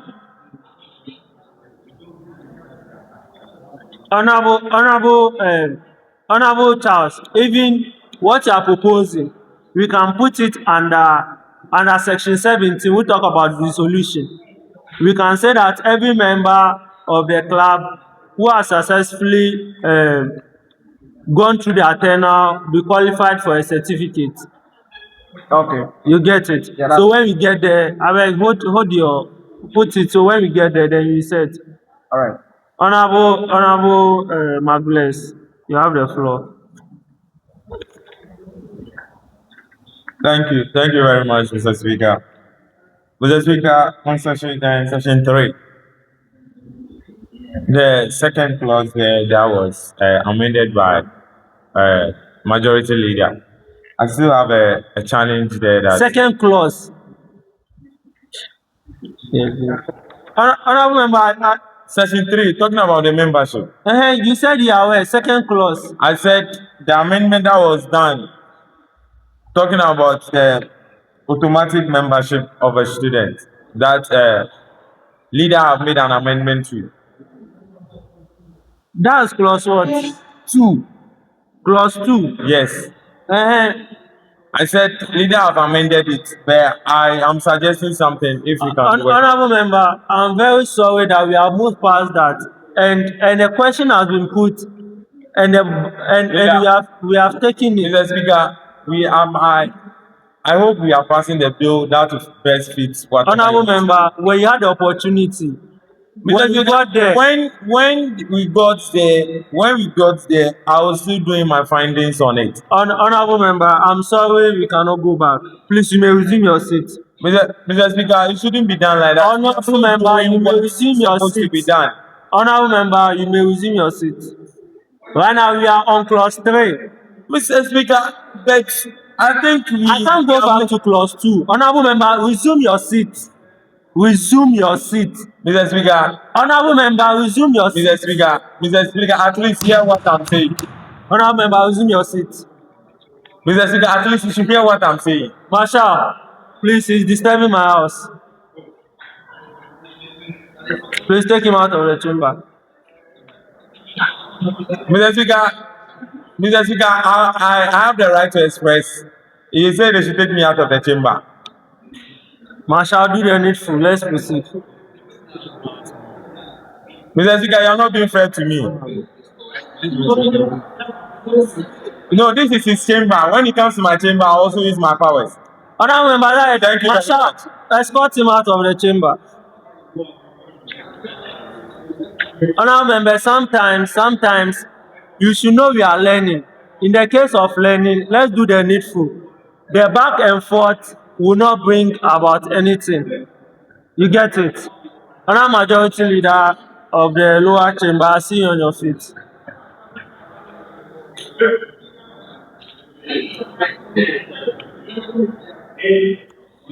Thank you very much. Right Honorable Speaker. Mr. Speaker, I think these are matters of law. And I don't think if we rush in terms of passing this bill and it gets to a place that it will be very rigid or very difficult to be amended, then that we come back and ask ourselves that, okay, we've omitted some things. You know, in terms of all these things, there must be an oversight. And just one person will draw our attention to it. What he's trying to correct, he actually drew my attention to it, and I think it's not actually in a bad faith. If we actually want to do due diligence, and also the issue raised by the Chief Whip, Mr. Speaker, with all humility, the rules of this House, as it stands now, have been relaxed, flexible. Honorable member, in terms of you working out somebody or all those ones, I think let's kind with your guidance, please let's reduce it a little. And we are just on section 3. I just want to draw attention that we are just on section 3. We are yet to go to the standing orders. That's the schedules. Thank you. Honorable members, even though I'm the speaker and the rules has been relaxed, but it doesn't mean you should distract my house. You should distract proceedings of the house. Honorable members, let's be guided here. That's why we take everything clause by clause. And when there's an oversight or anything, there are laid down procedures on how we go back. You just can't jump. Honorable members, order. Honorable members, there are laid down procedures on how we go back. So you can't just come to the dispatch box and start throwing tantrums and disrupting my house. I won't permit that. Not in my chamber. Not in my chamber.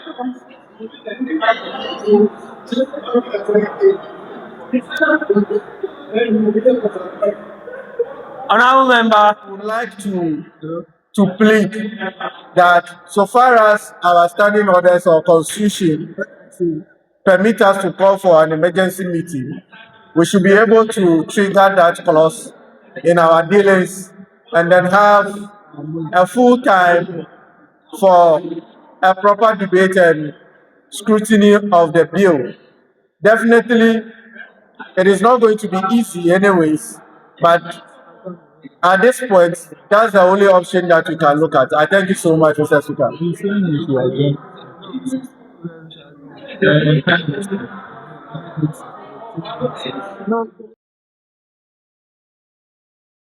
It's not an agency sitting. It's going to be another main sitting. Honorable senators, please, all interventional sciences. All interventional sciences. Honorable senators and members, I don't want to say you didn't do your homework because the bill was shared 2 weeks earlier. I don't want to say that. Secondly, if you don't want us to rush things, then do you want us to sit next week to continue with the passage? Or you want us to do it next month? Or you want us to pass it today? Honorable senators, if you want us to pass, then we'll take the amendments. Okay, don't worry. If you want us to pass it today, then let's continue with business. We have wasted 20 minutes talking about something that is not substantial. Honorable Majority Leader.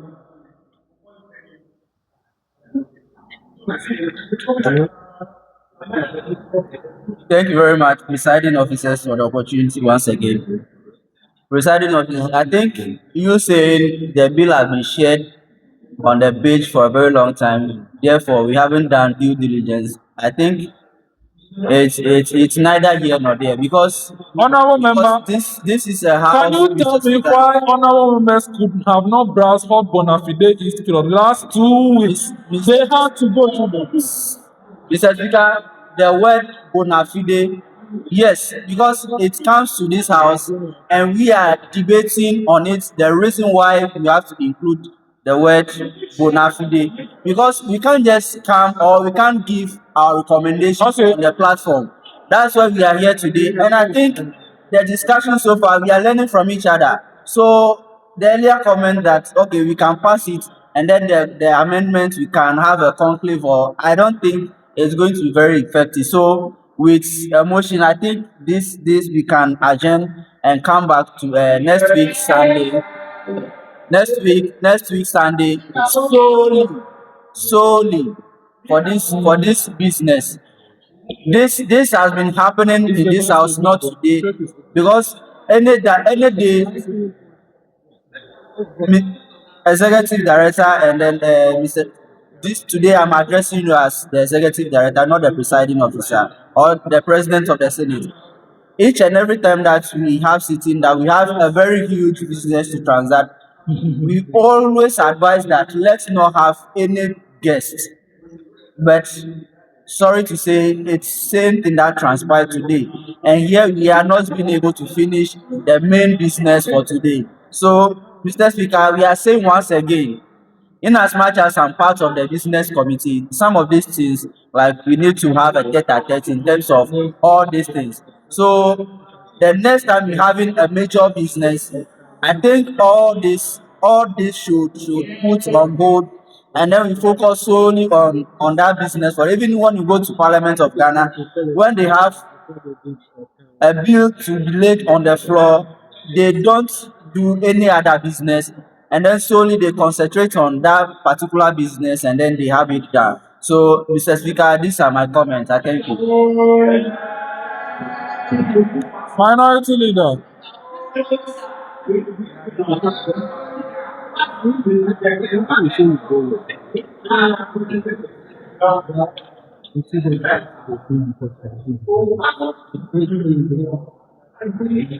Yeah. Thank you very much, Mr. Presiding Officers and the House, for the opportunity once again. Mr. Presiding Officers, it is worthy to note, and I would like to put this across, that even though in the Parliament of the Republic of Ghana, bills are shared prior to the laying stage, we still have consideration time takes more than 2 or 3 weeks in the Parliament of Ghana. Even though this bill, YIP Campus Bill, was shared 2 weeks ago, we read it, I read it, other members read it. But it doesn't mean that if you read it and then you understand or you do not understand anything, you'll be talking to yourself and be passing it within yourself. You need to bring it before this chamber for understanding of the wordings. So I want to understand your point, like where you are going with the entire thing. What is your submission? So to cut in short, I'm hereby second the motion that YIP Campus Bill, you can't pass it to we defy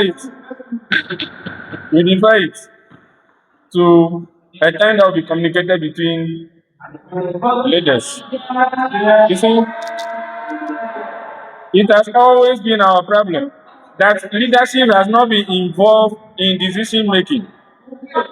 I have this problem as a minority leader. Majority leader also has that same problem. In the Senate, they also have that same problem. Why? Meanwhile, we hold the various caucuses for the running of the affairs of this chamber, but we will not be engaged thoroughly in scheduling for the business of the day. And that's been our problem for all this while. So today, YIP Campus Bill 2, 2026. Oh no. Honorable member, respectfully, I agree with some 30% of what you have said. Okay, so but respectfully, when you say you were not consulted or you don't know that we'll be having bill for this sitting, then I beg to differ, because the bill was supposed to be taken at our special anniversary joint sitting. When I made a proposal that a bill should be a business for the day, for the same day, you get it? So when you say you are not consulted, I beg to differ. Unless you didn't attend our conclave. Okay. Remember. Okay. So respectfully. Okay. Respectfully. Okay. To cut in short, today YIP Campus Bill 2 cannot be passed. So I second the motion moved by the majority leader. Honorable members, I want to understand one thing. Is it that because of the limitation of the time, so that we should refer it to another day, or the bill actually does not make sense, so we are not passing it.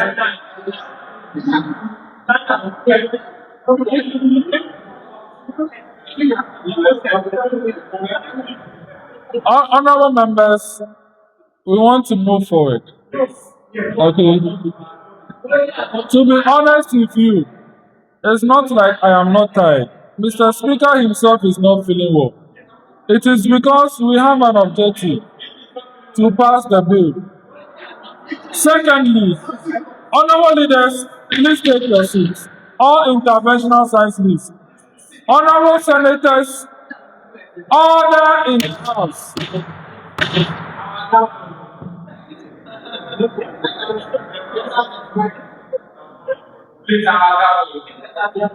Honorable senators and members, see, postponing the bill will not kill any of us. We are not against it.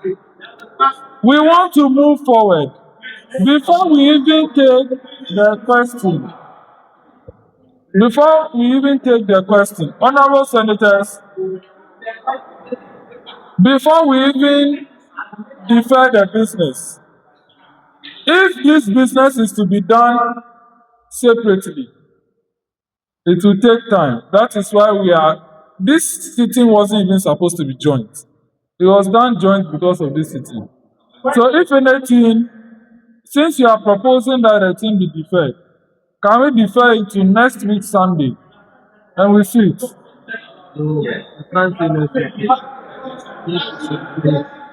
We can't do it tonight.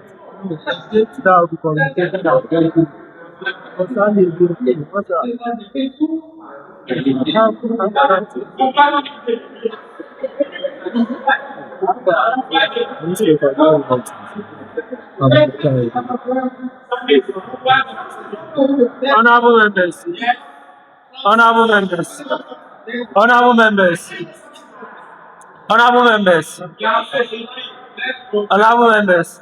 See, the date will be determined at conclave. I think so, because when we are saying next week Sunday, maybe my deputy will be here to take over. Because actually. So, honorable members, I think we are all tired. We have done in excess of. We have to put the question first. Honorable senators, a motion has moved and seconded for the deferment of the consideration stage to another joint sitting. I put the question to the House. All in favor of the motion, say aye. Not in favor of the motion, say nay. Honorable Charles, you are one. I have named you. You are cautioned to be of good behavior.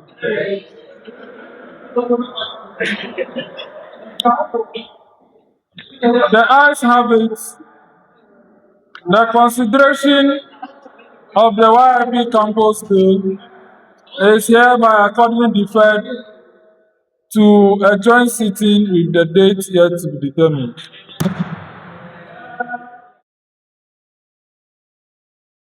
Honorable, we cannot sit joint emergency. No, what is emergency about the passage of the bill? It is not emergency.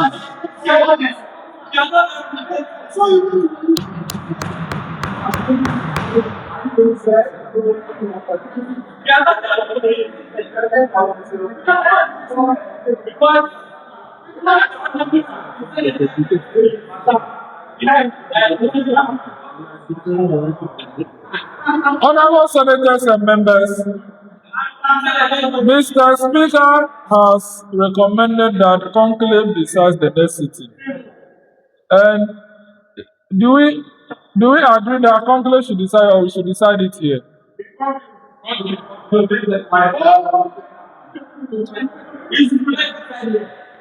Huh? Leader of the House, please.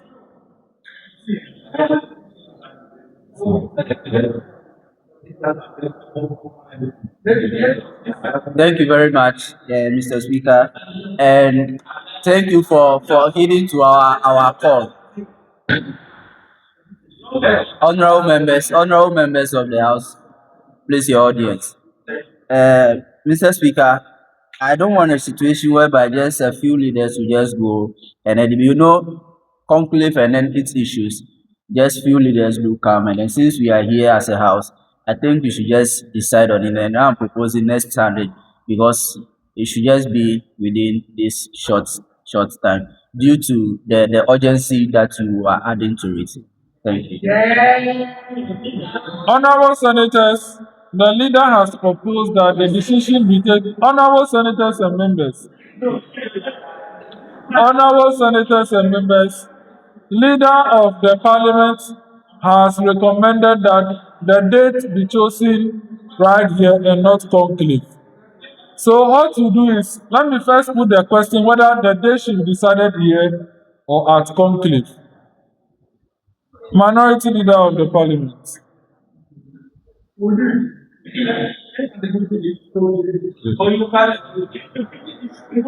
Thanks very much, presiding officers of the House, for the opportunity.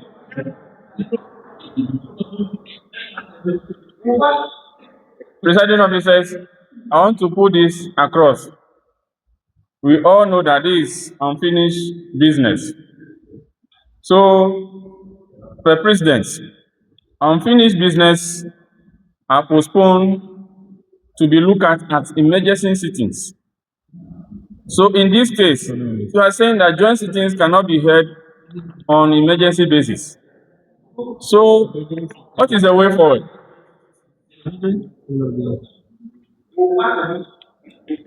Honorable member, may I refer you to Order 54, suspension and recall of the House from adjournment. There is no mention of emergency sitting. The precedence you are talking about is to HTU SRC and other SRC parliaments.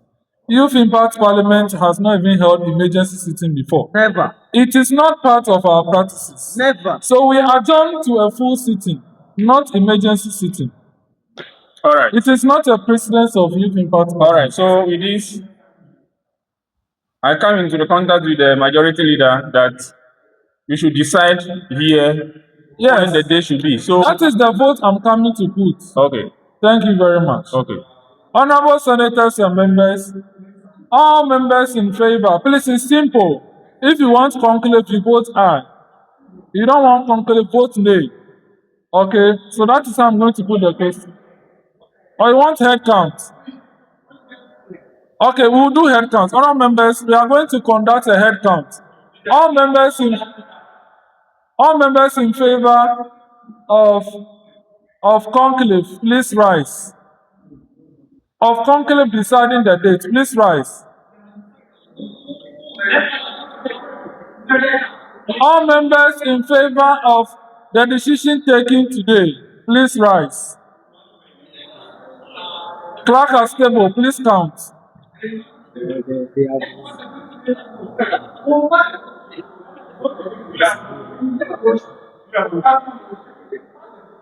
Yes, Clerk has table. How many votes? Thank you very much. Honorable Senators and members, you may resume your seat. At the end of voting, 11 members voted for decision to be taken now. 0 members voted for conclave. So the House is to decide the date for the next joint sitting to continue the consideration of the bill and for it to be passed. Honorable Senators and members, now we have arrived at the decision. So can we propose the date for the next joint sitting to continue the business? Honorable Mark.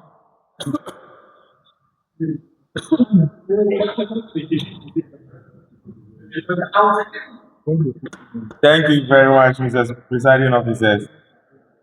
I'm thereby proposing Sunday, 21st July. June, sorry. Thank you very much. Any other proposals? Honorable, thank you very much. Sunday, 21st June has been proposed. Any other nomination? Any other proposed? Any other proposed? Yes, Mr. Speaker has proposed 28th. 28th. Any other proposal? Honorable Charles, if you want more, propose. Honorable Senators and members, 2 dates have been proposed, 21st and 28th.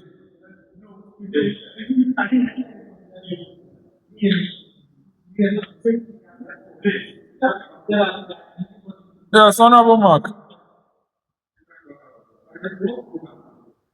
I can propose to the House, but I can propose to the House, yes, I can. Yes, Honorable Mark. Thank you, Mr. Presiding Officers. Please, with the 28th, it may not be possible. It's a proposal. So when we get to vote, I want to make it clear to him. Okay, thank you very much. It's a proposal. Let's proceed. Mr. Speaker, please, I'm sorry. What's your issue? Honorable Samson, you wanted to make a proposal? Okay. Honorable Senators and members, we have 21st Sunday and 28th Sunday. We are proceeding to vote. Honorable members, we should put in mind that whatever date we are proposing is subject to the availability of this venue. So that's the truth. Whatever date we are proposing is subject to the availability of this venue. Yes, Honorable Belief.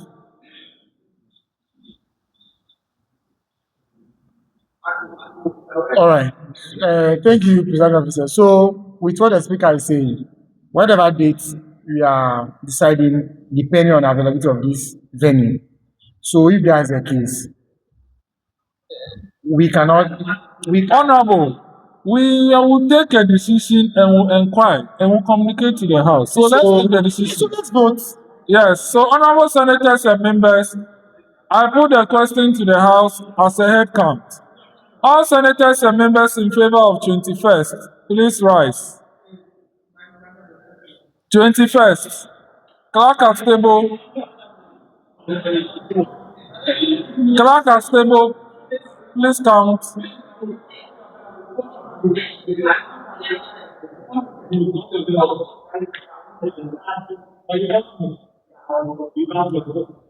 Yes, Clerk at table. Are you done counting?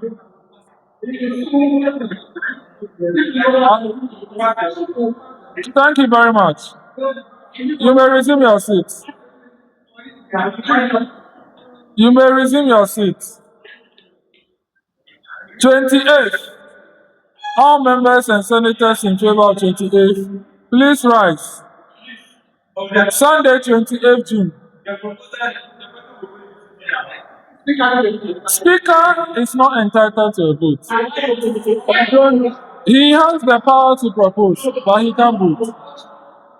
28th, Clerk at table, count. Think we have one vote. Yes, Clerk at table, please can you communicate the vote to me?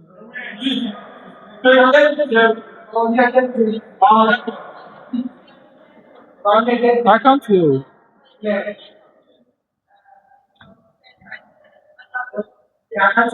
How many votes for 21st? 28th. Thank you very much. Please, it's not double Samson. Honorable members, order. Order.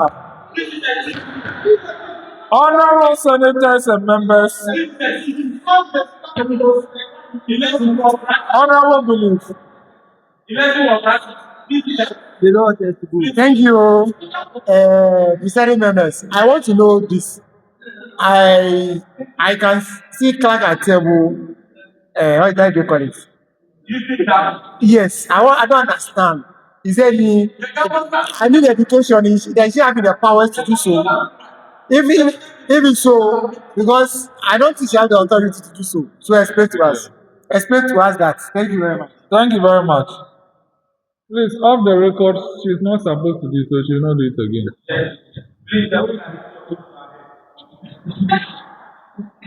Honorable senators and members, at the end of voting, 21st June, 12 votes, 28th, 1 vote. On that,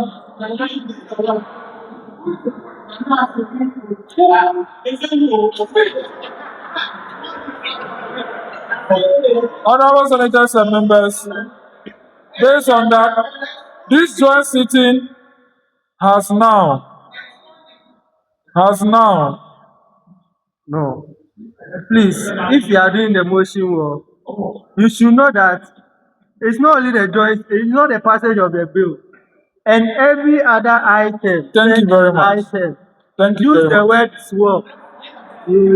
Honorable senators and members, the House has voted for 28th. 21st. Clerk at table, please expound 28th from the records. I direct that 28th be expunged from the records.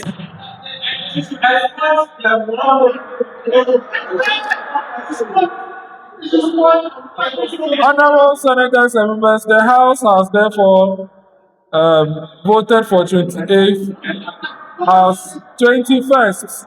I direct that 28th be expunged.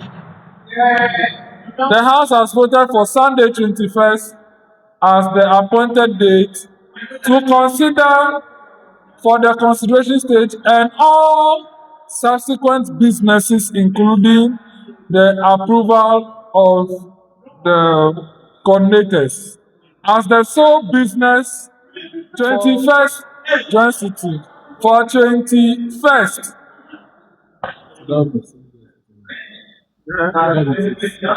As the sixth joint sitting.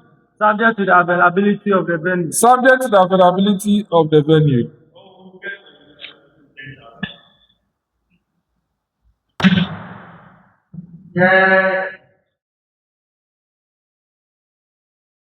Honorable senators and members, upon the decision of the House, we'll jump from 10 to 11 to 12 to 13 to 14 to 15 to 16 to the end of business.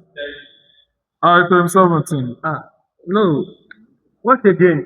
They have already moved for adjournment. So what again?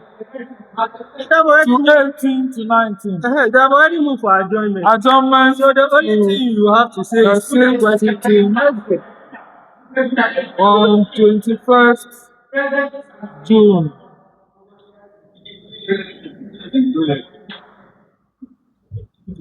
Honorable members, the motion for adjournment of business for today and subsequent items on the order paper to 21st of June 2026 has been moved and seconded. I hereby put the question. All members in favor say aye. Those against say no.